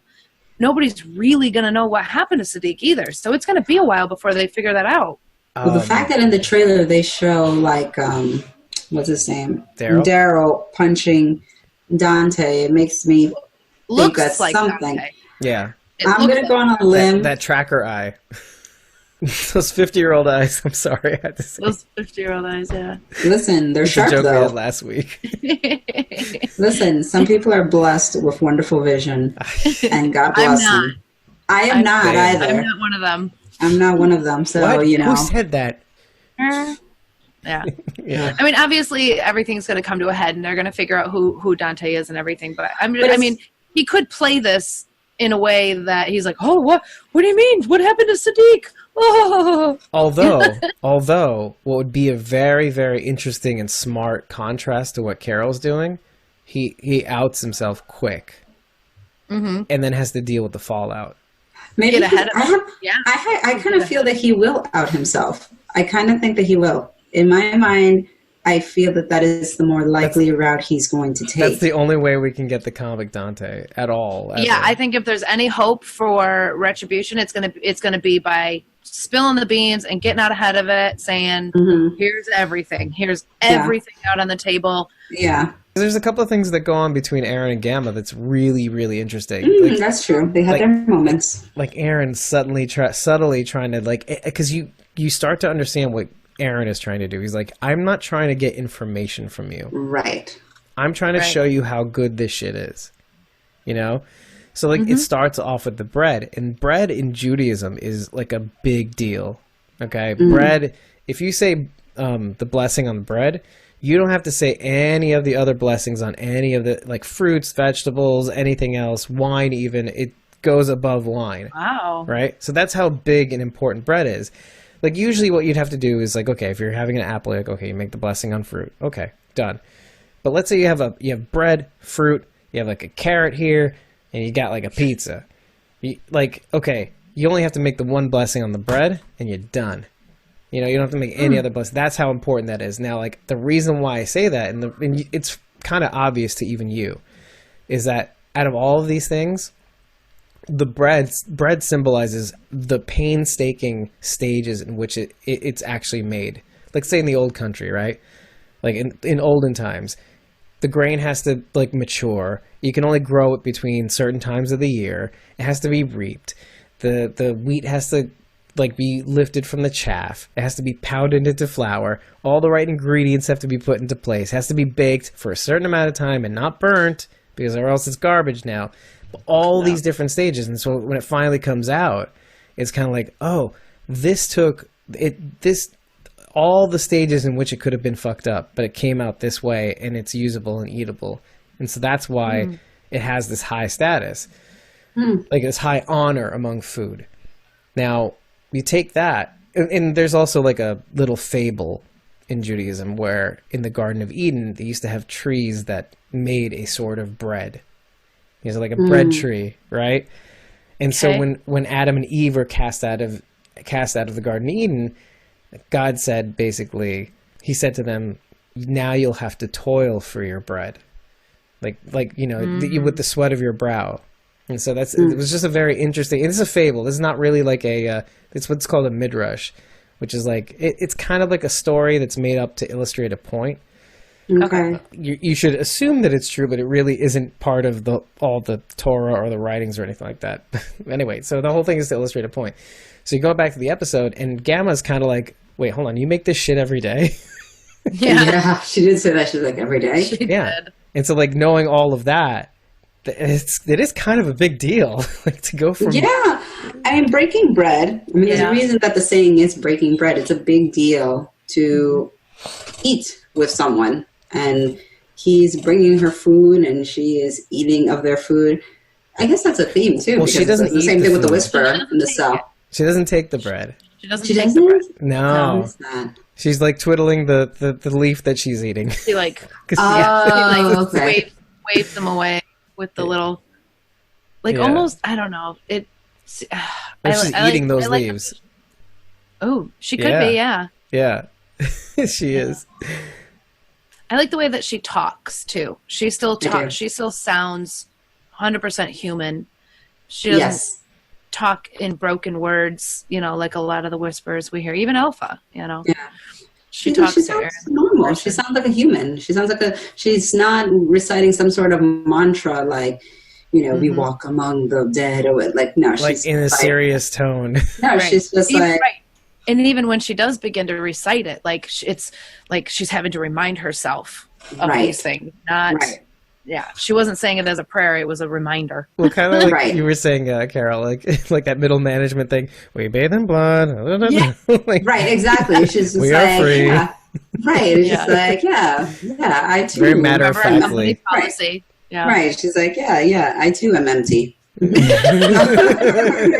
I too bathe in blood. I too am free. That line will always be funny. I love her, and I love her. No, Twitter we love you too. for putting it that way. And I love her Twitter account. Her Twitter account is actually hilarious. Oh shit! Really? Oh yeah. It is. You should follow her. I am. I just don't catch her tweet. That's the thing. No, she doesn't tweet often. But if you go to her account and you look at her tweets, they're pretty funny. I just turn on notifications or something. It's that same deadpan sort of approach, which I appreciate a lot. Yeah. Which I'm sure is a little bit informed, or like not informed, but like approved of. Like, oh no, keep doing that. Angela Kang's like, yes, this is good. Exactly. Keep it up. Yes, this works. Do that. Yeah, more of this. Yeah, whatever you just did there. Yeah, I just don't like the role, so I'm just gonna play it like this. Okay. I'm kidding. I'm pretending like Thora Birch doesn't really care for this role. Meanwhile, she totally loves this role. Right. But that's kind of how the Gamma character is played, I feel like. I feel like Gamma herself is sort of going through the motions of being a whisperer for survival, Yeah. Begrudgingly. Yes, exactly. Like, here's the group I was stuck with. I'm going to, toe the company line, so to speak. And, she is seeing a glimpse of another life and what our community can offer. And I think if we see Gamma in the next episode, we're going to see a huge shift in attitude. Right. Oh, yeah. Especially after, as we discover, is that she notices that Lydia's alive, and it's that was a great scene. Mental breakdown. Full mental breakdown. Yeah. Fully. Well, and what do you think the first thing she thought of? I'm sure was her sister. Yeah, 100%. Holding Aaron's daughter's drawing. Yeah. Yeah. Thinking of her, she sacrificed her sister. Yeah. Under the pretense that Alpha had sacrificed her daughter too. Just like the guy in the cell had said too. The guy in the cell was saying the same thing, and it's like, no. Yep. But can I go back to like the fact that we make fun of her for saying it the way that she says it, saying all the things that she says, which is hilarious the way you put it, Carol.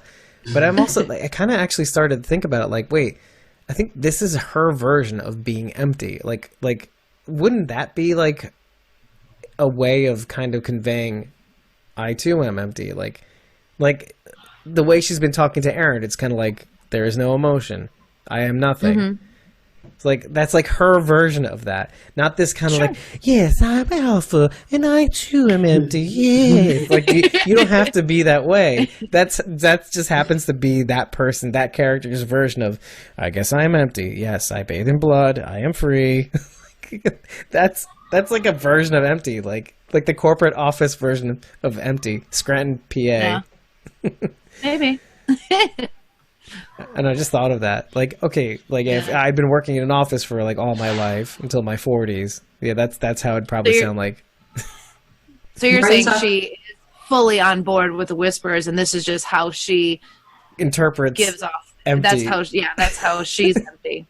I think that's it. I think that really is it. Maybe just towing the company line, man.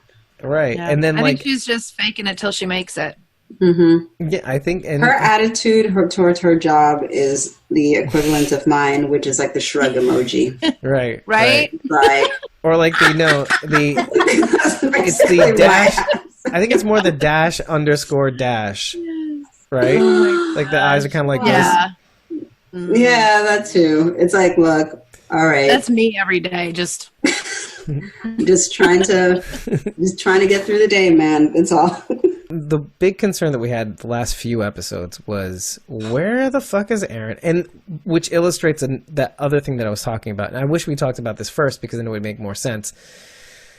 The short period of time that we're talking about has only been like a day or two, probably 2. And the reason why I think we know that is because we were like, where the fuck is Aaron? He had seen Gamma empty some guts by water. But we kind of assumed, oh, that's what's making everybody sick. She's damming the creek. Aaron knows this. But I don't think Aaron really realizes this. I don't really think he does. I think he's just seeing a random display of gut emptying. He doesn't realize the effect it's having back at the community. If at all. And I don't even think that it is actually having an effect on the community. It doesn't sound like it, at least. Because like the whole idea of unpotable versus potable water, and the fact that the lever is pointing one way versus the other, and the people have been drinking unpotable water, like essentially bathing water.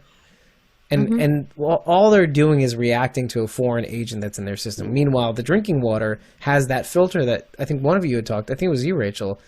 One of you talked about. I had questioned if they had a filtration system. Obviously, they do. It looks like they do, yeah. Or like a form of like, okay, if we use this water, this is the water that's been redirected to the river.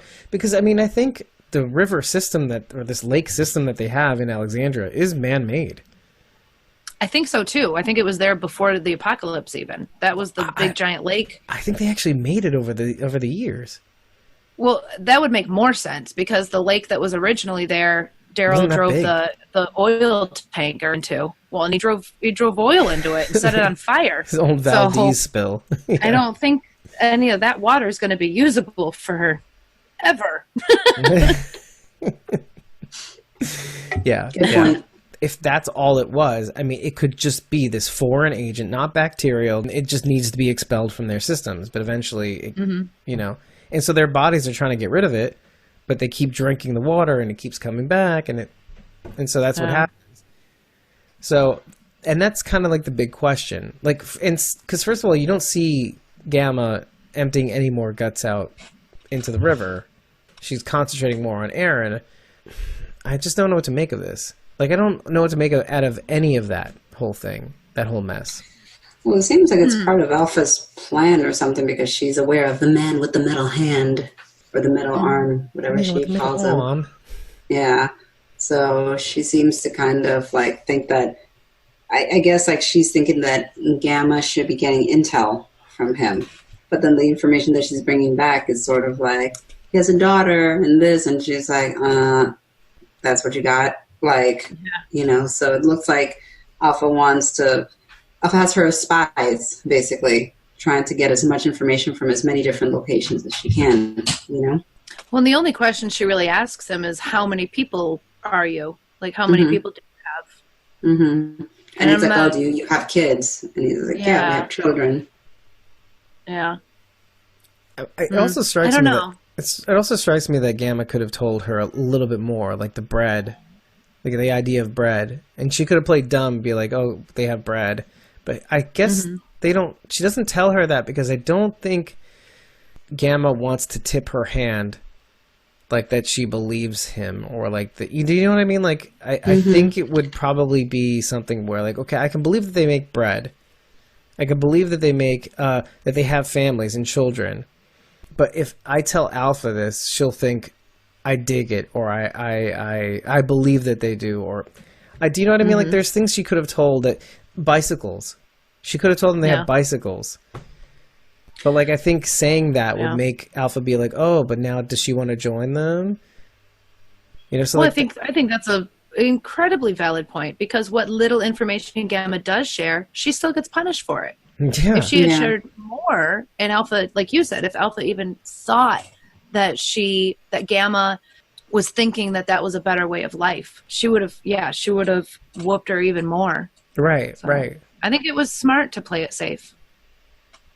I think Gamma's used to basically telling people what they want to hear too. I think maybe that's really the crux of her personality. Right? And so between telling her sister what she wanted to hear, between telling Alpha what she wanted to hear, and even between telling Aaron what I think he probably wants to hear. Like, I'm open to hearing you out. I'm open to answering some questions. Mm-hmm. You know, that's been the role that she's been trying to play, and I think it looks like it's caught up to her. I guess we're seeing what being a people pleaser ultimately ends up with how that turns out. Mm-hmm. Kind of upsetting, actually. Like I'm an only child, and then tipping her hand about her sister, riding around taking the long way around the lake, and it's like, jeepers creepers, you killed her. Yeah. Are these scheduled meets? Yeah. And it seemed like they met twice in one day, or were those meetings on separate days? Because it seemed like one was during the day, and then the next time was at night. Yeah, one seemed one day, one seemed the next day, and then the following evening, maybe. So 2 visits one day. Well, three visits, we only 2 saw days. them. See, what I'm confusing is the bonus scene, which never happens. Oh, yeah. So yeah, my bad. Were they on that bridge though for the bonus scene? Yeah, they were. Oh, okay. See, and I didn't see that. Okay, all right. Right, and I guess I was right too, because that's the scene on the bridge where she kind of takes him. That's actually a way better scene. At knife point. Oh, okay. Yeah. Yeah. In a sense, because it's kind of in the similar fashion, but I kind of also wanted to take a minute to compare the scenes with Aaron and Gamma to Stephanie and Eugene, in the sense where they talk about what happened before the apocalypse. Yeah, he says we could just talk about things worth not reporting. Right, which is kind of what the way it was really nice. Yeah, exactly. That was really sweet, actually. Yeah. Like, think of that summit between Eugene and Stephanie. It's the same manner of, like, let's talk about things before. This way we have a common ground. You know, it's all about intention. And what's funny is, like, do you remember the thing that I said last week about how they can relax their guard because they won't suddenly start talking about things that will tip their hand to where they are, what they're about, how many of them there are. And yet, because Gamma had already lied about her siblinghood, like she automatically relaxed the sphincters and let that out. Like, it just fell out of her that, like, oh, we used to ride bikes around the lake, and it's like, oh shit, see, you done fucked up, you relaxed a little bit too much. So I just like to link back the fact that I said that, like, oh, and which illustrates also that Eugene and Stephanie, quote unquote, we don't know what she's going to end up being called ultimately, but probably. IMDb called her Stephanie. Oh, really? Stephanie. Oh, then fuck that. IMDb is right. Yeah. But yeah, the fact that I like that we called that out, kind of like, okay, it can relax with each other, and how genuine that is in comparison to what's going on between Aaron and Gamma. Yeah, I don't know what either one of them are thinking, honestly. Aaron too? Yeah, well, between Aaron and Gamma, like, having these meetings, talking, like, to what end? Like, both of them. Yeah. Like, did either one of them have an end game in mind? Right. What's their end game? Yeah. The same could be said about Eugene and Stephanie. Yeah. I mean, that could be purely companionship, especially for Eugene. Especially for Eugene. Yeah, but Eugene needs somebody to talk to. Yeah, exactly. I was so pissed at Rochelle last episode. I know I wasn't with you guys last week to talk about it, but I was so fucking heated. Sorry. Rosita did upset me last week, but I was really happy to see her like feel bad and like acknowledge the fact that she missed their little date, to talk I didn't have and, a doubt in my mind. But then it did hurt her. But I didn't even like the fact that she even set that time up with him, because I was like, you're the chick who strings guys along just for you to have attention from somebody in the absence of another one being occupied with something else. That shit pisses me the fuck off. Like, personally. Said it. Yeah, your other guy. Exactly. I'm like, you're that girl. Just for the record, I'm not bothered by any of this. It doesn't bother me at all. When did I turn into the feminist? Jesus Christ. Right? I'm just saying. I feel for Eugene. I feel bad for him. I think he deserves somebody who truly wants to enjoy his company. And I liked that moment between him and Stephanie. And I like that these conversations are going to go on and are going to evolve. Just saying. Yeah. But going back to the original question, like, what's the point? Well, I think the point is that, like, Aaron is kind of trying to build bridges. Well, I get it. I get it. Bridges. They're on a bridge. How literal. But I didn't even intend that. But, like, the fact that they are on a bridge is kind of like, oh, let's see if the audience gets it. I mean, is Aaron really, like, is he really that head in the stupid? Clouds oblivious that, well, I don't want to say stupid. I don't want to call it stupid, but it's blind optimism. Like, what does he think he's going to do? He's going to recruit Whispers one by one to join our community? Like, what does he really think's happening here? Maybe he's never gotten rid of that Vermont optimism that, like, we have to let him to, like, Ben and Jerry's eating motherfucker. I mean, look at how he recruited, like, Rick and crew, like, he kind of was like, hey, I have applesauce for your kid, and, like, this. But think of how rough those people were. That version. Yeah. Oh yeah, they were rough. And compared to the Whispers, the Whispers can eat cake. But they still weren't wearing human skin. So, very true. I mean, to look at our rough group at that time, and they were rough. I get it, but they still weren't wearing other people's faces. I'm sorry. So there was hope. I mean, maybe it's just me, but, like, the Whispers just look like emo kids compared to Rick's rough, like, almost killing Aaron and Eric. Well, Rick in the murder jacket is always an issue. Like, he didn't even have him. I don't even think he had a murder jacket yet. Yeah, no. Yes, he did. He did. He had murder beard. He had murder beard. Yeah. He had the murder jacket on when he bit the neck out of that dude. Was that big? Joe? Hold on. Let me. Yeah, the Claimer, Joe the Claimer. Yep. Okay. The murder jacket. I don't know why he got it from that damn house that he was in. That's where he got the murder jacket. Yeah. Some evil went inside of him. I'm telling you, every time he would wear that jacket, I'm like, here we go. Put that badge away and turn it over so it doesn't even see what you're about to do. Yeah. You're gonna do some. You're about to do some really bad shit. Yeah, turn that picture around to Mother Teresa. Yeah, it's on. Yeah. No, but I can see what Gamma's trying to do. I don't. Oh yeah.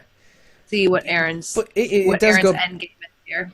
It does go back to Jesus' sword, but I want to go further with that. Like, the idea of, like, I need this, but I also need to know that this is possible. And it also kind of goes to...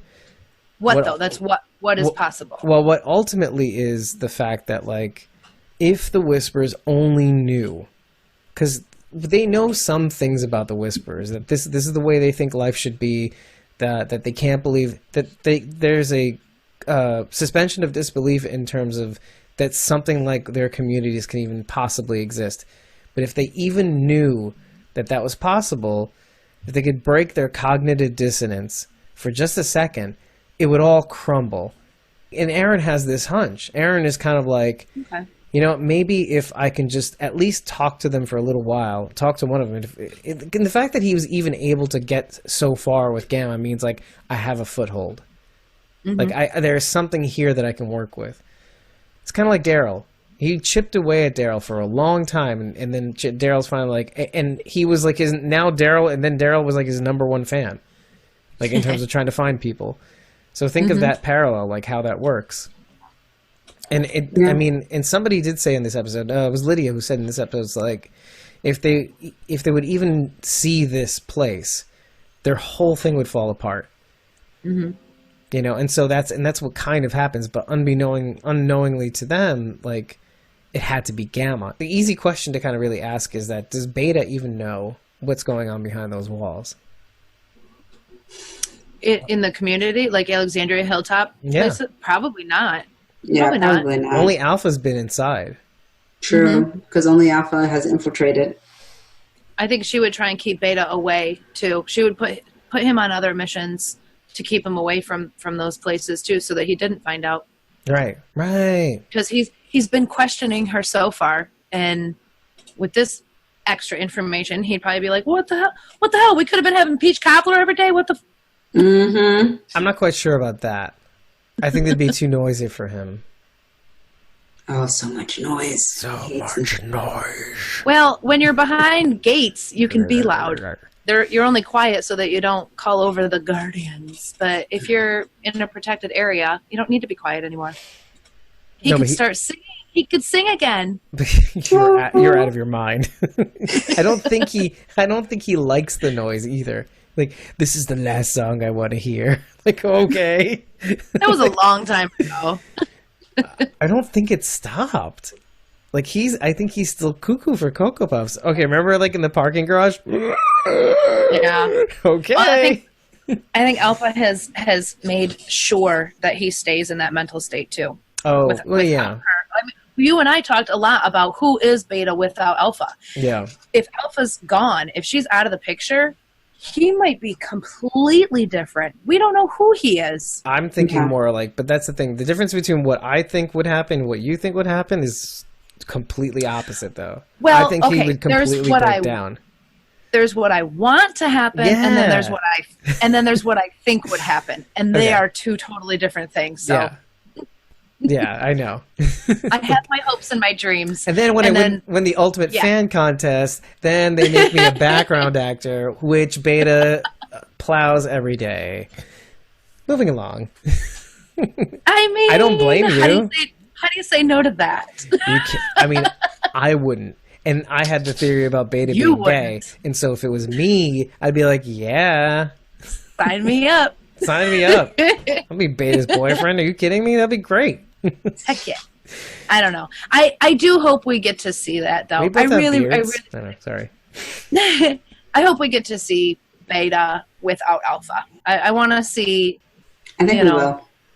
I really hope that we do. I hope we see the personality there without her, and I hope that it changes too. Not necessarily into what I want. That would be great. I'd be ecstatic. But even if it's not what I want to see, I hope it's different than what he is without her. I just want to see a change, I guess. Here's a question. Do you think, there's speculation that Alpha may die in the next episode. Which would be I've heard that. Mid-season finale. Do you think that would be the case? I don't know.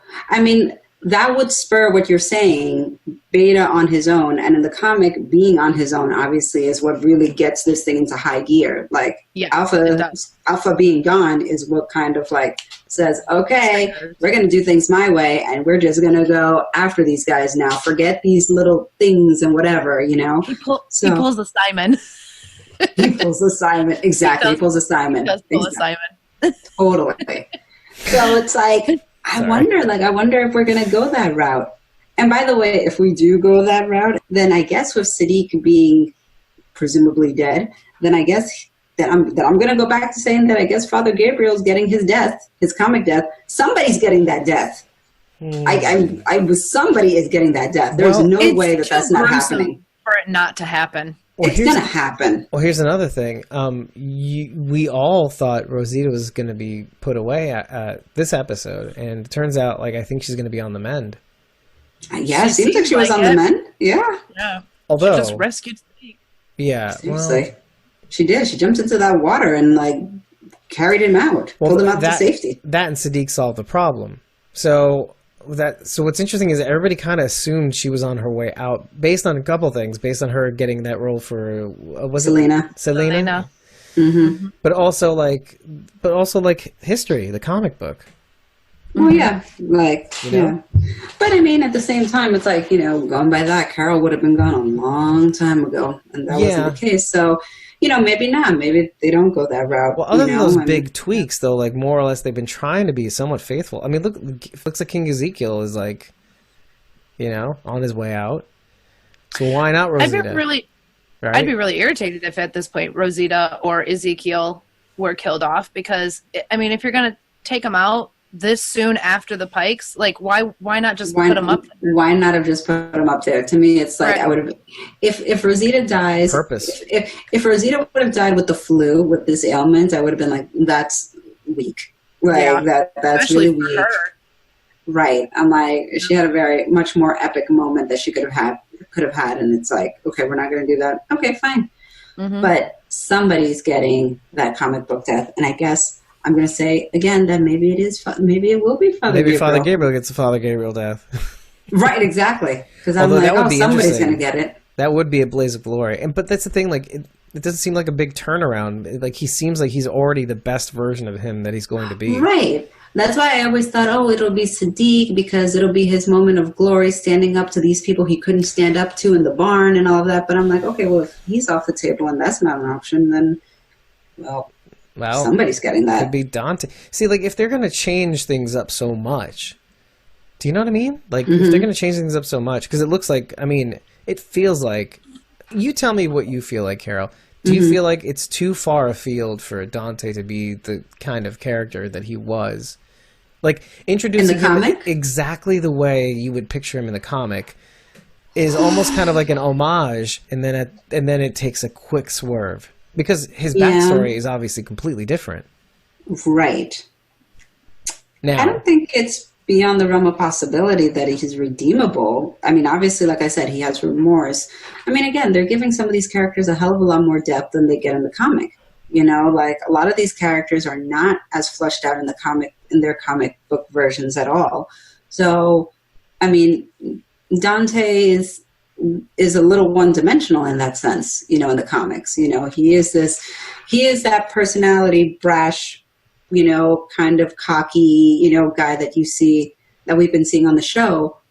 But there's not much else behind that, and now we're getting all this sort of layering backstory of like the Iraq War, the medic, the post-traumatic stress, potentially formal whisperer. Like we're getting all these facets and layers of this guy. And I don't think that this guy is like a few episodes and it's like, all right, now we kill him off. I think there's more to him. I think that the show has more purpose. Use to him. I think that this show has more purpose for him. That's my guess, but I don't know. Yeah, I mean, but definitely that purpose does not involve Maggie Rhee. No. No. Like you want to hold on to that. There's a part of you that says, "Oh, it could still happen." I know you. Like, there's a part of you that it still could happen. I see you. I know.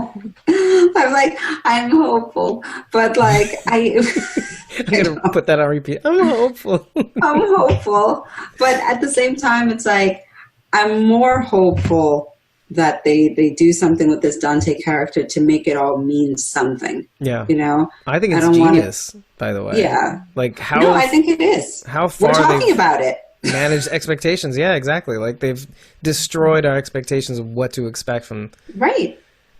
This was not what I was anticipating from this episode. I did not expect this. I did not expect to spend most of my time rewatching the last 12 minutes of an episode to kind of like really understand what the hell was going on. Yeah. Because some things are going to have to come to some sort of resolution before we go off to the hiatus. Or not. I mean, and that's the thing. I think we all kind of expected something to be resolved.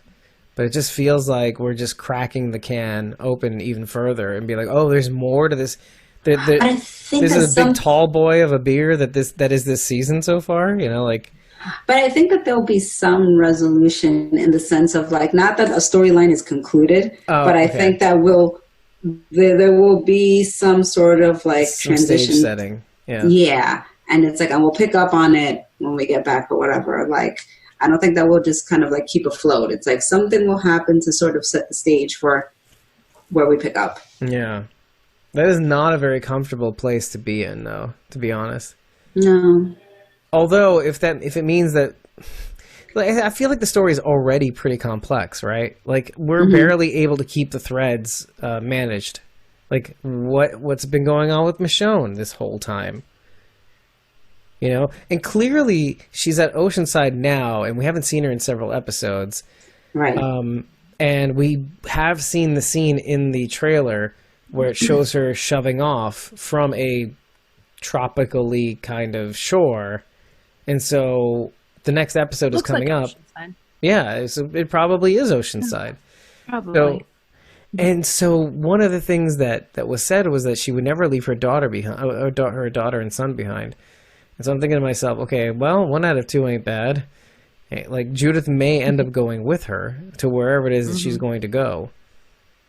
A lot of people were saying also that, like, now that Stephanie's there, Rick has to be on the radio, and then they go off again. I'm like, no, it doesn't have to be that way. It does not. No. Like, I have a hard time believing that Judith is going to go off with Michonne, only because, I mean, has anybody said that Kaylee Fleming is leaving the show? I mean, we all know Denai Guerrero is leaving. Like, that's been announced. Right. But nobody's said anything about Kaylee Fleming. Is that by design, or is she not? That's a huge question. That'd be heartbreaking. I mean, she just joined the cast. That'd be so sad to lose her already. I would. Can't say anything. I mean, I really can't. She could take RJ with her because, I mean, he's not that big of a role. Honestly, his presence wouldn't be missed. I'm recalling that child bullying clip. I know, right? Every time, I know, I get nervous every time we start talking. Okay. Well, I'm saying RJ does it. I mean, we don't see him every single episode. He barely has lines. Like, that's a character that we could get rid of. Jesus, no matter what I say, it's coming out it's child wrong. bullying. You know what I'm trying to say, though. We could lose that character. You could recast, you mean, or no? I mean, Michonne could take off with RJ someplace, and we're not going to be like, "Where's RJ been?" Like, Judith has an active role. She interacts with all the cast. Like, if Judith were gone, it would be much more felt noticeable, than if RJ were gone. Yes. Yeah, absolutely. I agree. 100%. I can't. I really don't know. That would be, or maybe she just stays at Oceanside and says, like, Mom, you can go out to sea getting that fish that you need, or something. Right. Called Rick Grimes. Right. You can get that brave fish you were talking about. I don't know what that means. The brave fish. Oh my gosh. Yeah. I would be sad.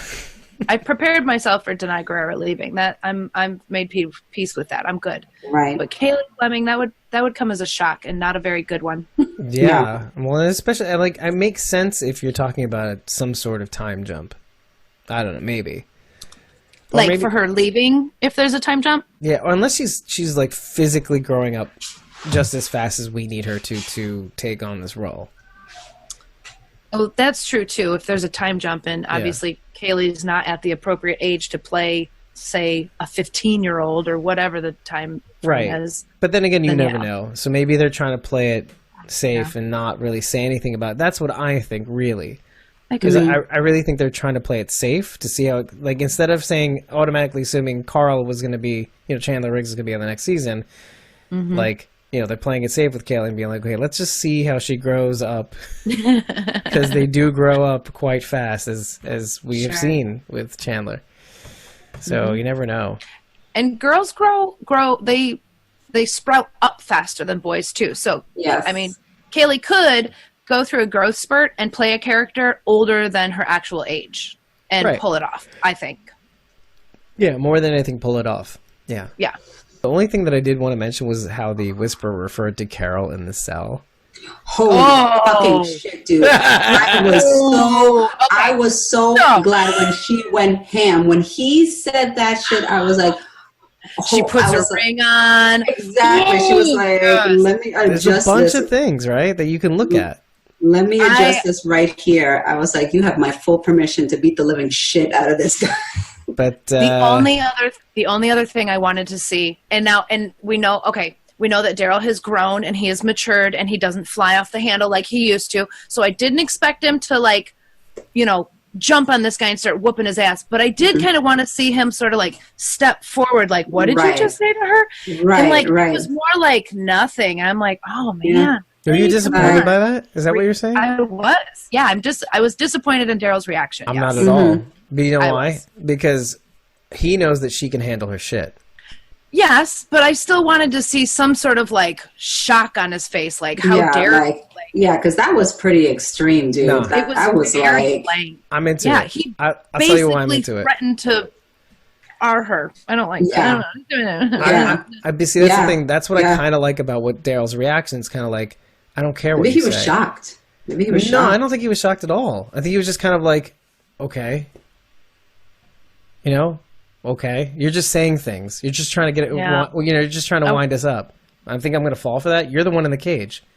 So that's how I took his reaction. Maybe. This is Carol and Daryl in opposite roles. That's the thing. That's really... It is. Carol would normally be like a panther in a cage being like, okay, keep it up. I know. Yeah. I know. I mean, maybe Daryl's he knows now her like so that. well. Now Daryl's just getting information. He's just taking in the information. He's trying to get anything he can from this guy. That's the thing. I didn't want a huge explosion or anything, but I expected. I know why you expected. I expected some kind of reaction. I mean, listen, Daryl's fight for my honor. It is. There just, is that though. A little bit. I don't know. I guess I just both times I watched it, his reaction just seemed very blank. Like you said, like, okay, what else you got? He's just trying to soak in anything that he can get from this moment. That's what I think. But the thing is, I know there's a level for everybody that comes from this perspective that's like, but I love her. I will do anything for her. I am loyal to her. She is Alpha. I mean, she's Carol. I mean, I had a physical reaction to that line. I wanted to jump through the TV. That was when very... didn't. Yeah. You got the animal in you. Yeah. I was so disgusted and angry when I heard that. I was like, oh my God. So when I saw what she was doing, I was like, thank God. I was like, I don't care. Take you like a bitch in heat. That wasn't just a normal threat. It wasn't just like, wait till I get out of here and what I'm going to do to, like, this was beyond. This was beyond. But it wasn't a threat, according, like, if you took him at his word, which there's no reason to not take a whisperer at their word. They're like honest. They feel what they feel at the moment in all its honesty. They have no sense of sarcasm or like trying to wind you up in a real way. They're like, I see the animal in you. Like, which is kind of supposed to inform the audience, oh, hey audience, pay attention to what's going on here. She's going a little too far.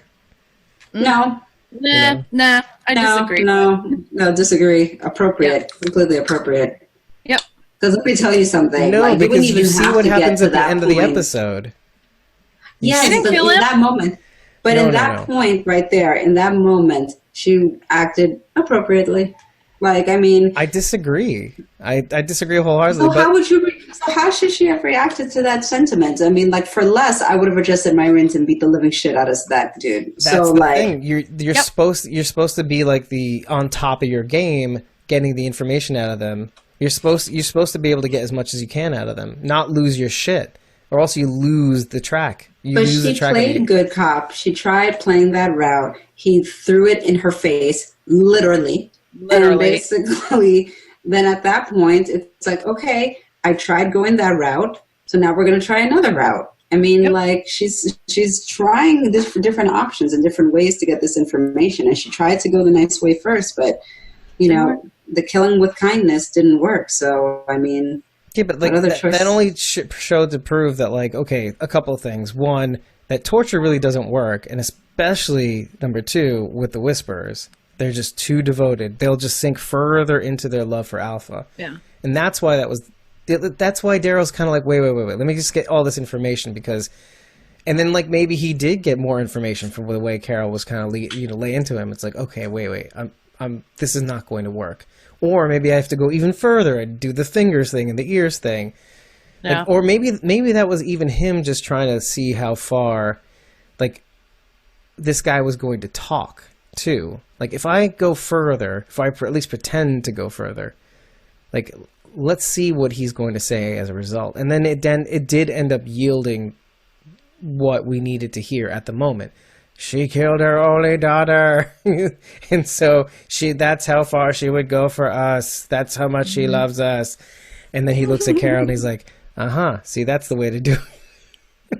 But actually, so the only thing I really wanted to say, like aside from the line, which was awesome, like the bitch and heat line was intense, the ring in her pocket, like she still has Zeke's. It is Zeke's. I assume that's what I assumed. Yeah, me too. I thought that was interesting, and I assumed it was. Yeah. Contrastly, the only thing she uses it for is to inflict violence. But it also does tell you that maybe there is a part of her that does this for not only herself but for Zeke. Like maybe she can't feel like she can go home to him or come to him until this is done. Perhaps. And that's because I identify with that. Like on a personal level, I do know many people. I know many guys, and maybe you guys are familiar with this a little bit. The guy that doesn't propose because he feels like he's not in the right financial situation. Like, I'm just not there yet. I want to be there, and when I am there, I'll propose. I promise you. Oh, every guy. Right. This is kind of the same principle. Like, I cannot come back to you. I cannot allow myself to be with you until this is done, and then maybe we can grieve together or something. That little piece, I'd always suspected that was part of what was going on with her bent. Like, her just beeline to kill Alpha. And you never saw that. I mean, you could make arguments from the last episode, but this episode, she was just one track. Like, it was just about getting it done. Okay, council stopped me. Okay, I'll go to Lydia. I'll kidnap her, literally, and then I'll go to Whisperer and just like a little Cupid doll. I'll just show her to every whisper I can get. It's Lydia. It's Lydia. It's like a virus. Go.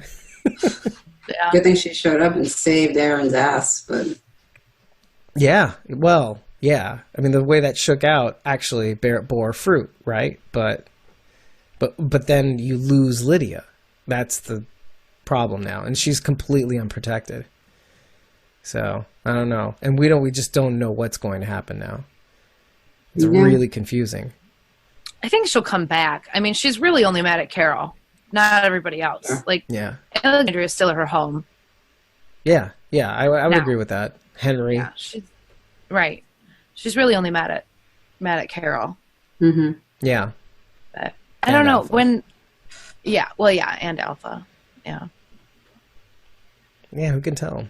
My mom twists people, makes them do what she wants, makes them think that's what they want. Mm-hmm. Carol also. You know, like she did to Daryl in last episode and this episode too. Ugh. See, I see similarities, but not exact. I mean, I would never put Carol in the same category as Alpha. I mean, Carol's intentions are different. I mean, she has good intentions. Alpha's just out for power, you know. And Carol is being manipulative, but I don't think she's aware of it all the time. I think she knew exactly what she was doing with Lydia, which is why this is the first time I was upset with her this episode.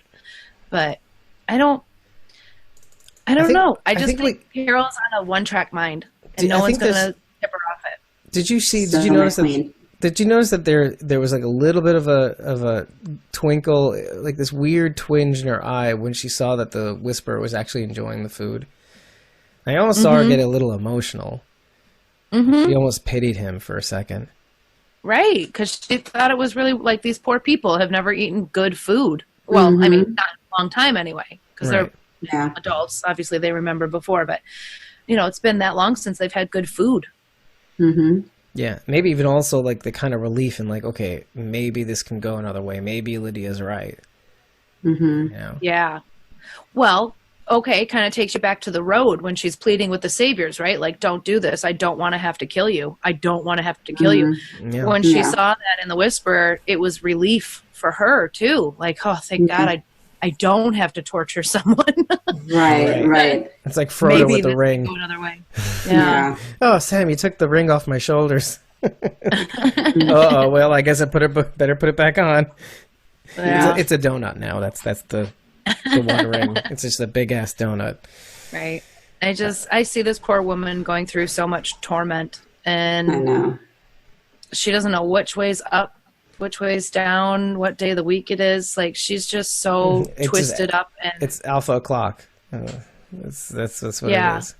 Pretty much. That's why I like to kind of go back to what I said at the beginning of the episode. It's kind of like, at what point and over how long a time, what does it take for somebody with good intentions to suddenly break bad? Like, how long does it have to take? And, you know, that could be the lesson here, is that, like, okay, given enough time and enough twists and turns. Because the one things that, like, I know that I talked to Nisa too, and the one thing that I said was that, like, you know, it's interesting where you see, like, you can make arguments about Negan having good intentions, maybe even Alpha, like, and all that stuff, and you just kind of have to go back to a point. It's like, well, how many bridges does she have to burn till at some point nobody takes her in, that everybody rejects her? Okay, Carol? Carol, exactly. To try to get to Alpha, taking advantage of people, manipulating people, not telling people things. You know, when do people start giving up on you? When does your goodwill run out? I don't think it does. That's bullshit. At some point, a person has to protect their heart. At some point. In this situation, not yet. I don't think it would run out. And I'm putting myself in Daryl's position, right? He's watching his best friend go through this torment. Nothing she's doing is malicious. I mean, she's not doing it with malicious intent. She's on a mission. She has a clear at some objective. point, at some point, you have to give up. You have to step away from that situation. Like, even if they're not being malicious, like, they don't know that the harm they're putting on it. It's like, have you ever had to, like, just break up with somebody just because they don't know that they're hurting you, but they're hurting you, and no matter how many times you tell them, hey, you're hurting me, they don't understand that they're doing it, so you just have to kind of go, bye. Like, that you can't. There's nothing you can do until they figure it out somewhere down the line, and then by then it's usually too late. I've never been in a situation like that. I've been in a couple. Maybe that's why I don't. I can't think of a situation where I've ever given up on anybody, ever. Lucky you. Well, maybe it's, I don't know, maybe it's a bad thing, but I'll almost make excuses, or, you know, somehow justify things, especially, and this is going back to Carol specifically. If I saw one of my best friends going through the shit she's going through, nothing would make me abandon her. Like, I see the torment she's going through. She needs me now more than ever, and she's going to continue to try to push me away, and I'm going to say, screw you, I'm here for you. You can't push me away. I'm going to get you through this. And when you're out on the other side and your head's finally on straight, you can look back and go, whoa, what the hell was I doing? Yeah, but that's not what I'm seeing in this episode. No, at all. I would never, ever abandon a friend in a mental state like this. Absolutely not. I think she's unhinged and needs people more than ever.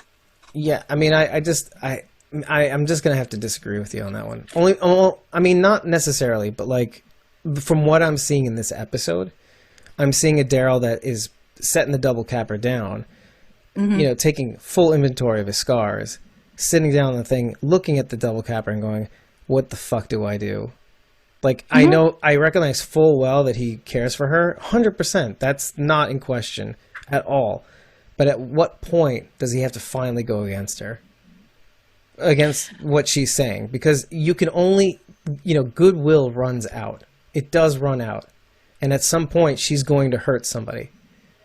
I mean, you're saying at what point is he going to finally say something and, like, intervene? You don't mean, like, abandon her. And he like, is saying things. You're crazy. No, he is, but he's literally saying things. He could amp it up a little. Like, right now, he's just sort of like, "Are you sure? Are we?" No, he's amp it up a little bit more. I guess maybe I misunderstood what you were saying. You're not talking about, like, cutting ties with a friend because they're making bad choices. Like, you're saying finally step up and, like, say something. Like, it's like that meme with the dog in the room where it's on fire, and he goes, "This is fine." You know, like, that's literally what could happen. What could happen. Yeah. I'm not saying we're we're kind of there now. Like, cause like right now you're talking about kidnapping. You're talking about under Daryl's like specific like, hey, don't do this. She's damaged goods. You should know better. I'm also damaged goods. We're a reflection of each other, Lydia and I. You know, you don't want to do this to somebody who's been abused. And then, because then you turn into the abuser. And who was the abuser in the Alpha Lydia situation? Alpha was. It was Alpha, the mother figure. You could be seen just as bad as Alpha if you keep doing this. And literally blows past, steals her anyway. And I'm saying, like, maybe that's not a reason to give up on her. I'm not saying that just yet, but I'm saying, like, how many times does that have to happen for him to give up on her? That's all I'm saying. I think I get what you're saying, but for me, I'm not saying not yet. I'm saying not yet. Yeah. But if she keeps doing this, and she's just like, to Daryl's like objections, it's like, well, when do you cut her off? I would get to the point where I would take Carol and probably put her in the cell and lock her up and say, you need a timeout for your own good. Okay, and she gets out and does the same thing again. I'm not saying you kill her. I'm just saying, like, you gotta cut her off, like, from your life. Well, what does that mean? Like, kick her out of the community? What do you mean by cut her off? Like, there's more to it. No, you're right. You're right. I guess I guess if you're putting that much danger, I guess keep her in the cell forever. I mean, if you're putting till she's cooled out. Like, you need a timeout, girl. Right. Well, I'm even thinking like, okay, if she gets someone killed as a result of her actions, like what if Lydia dies right now? Mm-hmm. She's responsible for that. Mm-hmm. Like, I know that Lydia just popped her in the face, and Aaron saw it, but like at the same time, Aaron doesn't know the context, and I'm not even sure Carol will even explain it.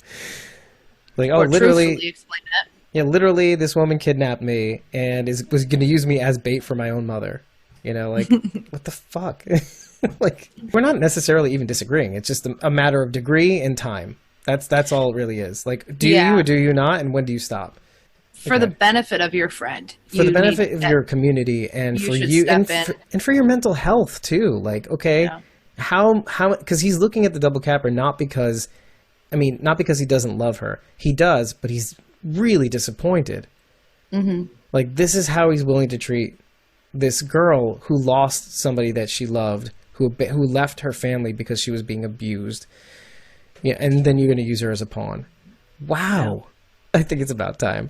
Because I think we said all we really can say about the situation, because we're still kind of like at a question mark when it comes to Dante. We're still at a question mark when it comes to Sadiq.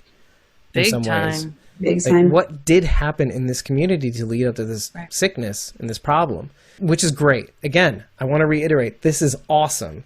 The fact that I don't know something is great, because then as things unfold, it's like, who done it?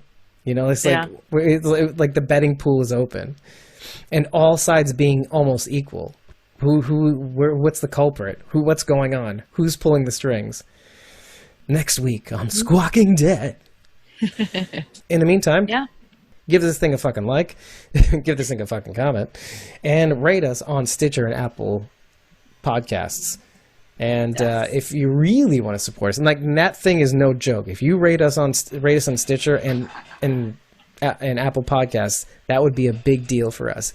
But if you want to take that big deal further, head over to ko-fi.com/squawkingdead, or hit the handy dandy button on squawkingdead.com and lend us some support. You don't have to subscribe to a monthly coffee. It would really help if you did, but just a one-time coffee buy will get you 30 days of access to behind-the-scenes content, basically, of this episode. Anything that I've edited out, anything before and after we edit out the podcast, you know, that's all available to you. All the screen sharing that we do before and after the show of different memes and tweets. I just saw another I'm on Twitter, and I just saw another hilarious GIF that's like, anyone else think maybe it's not such a great idea for Carl to take another kid like Lydia in?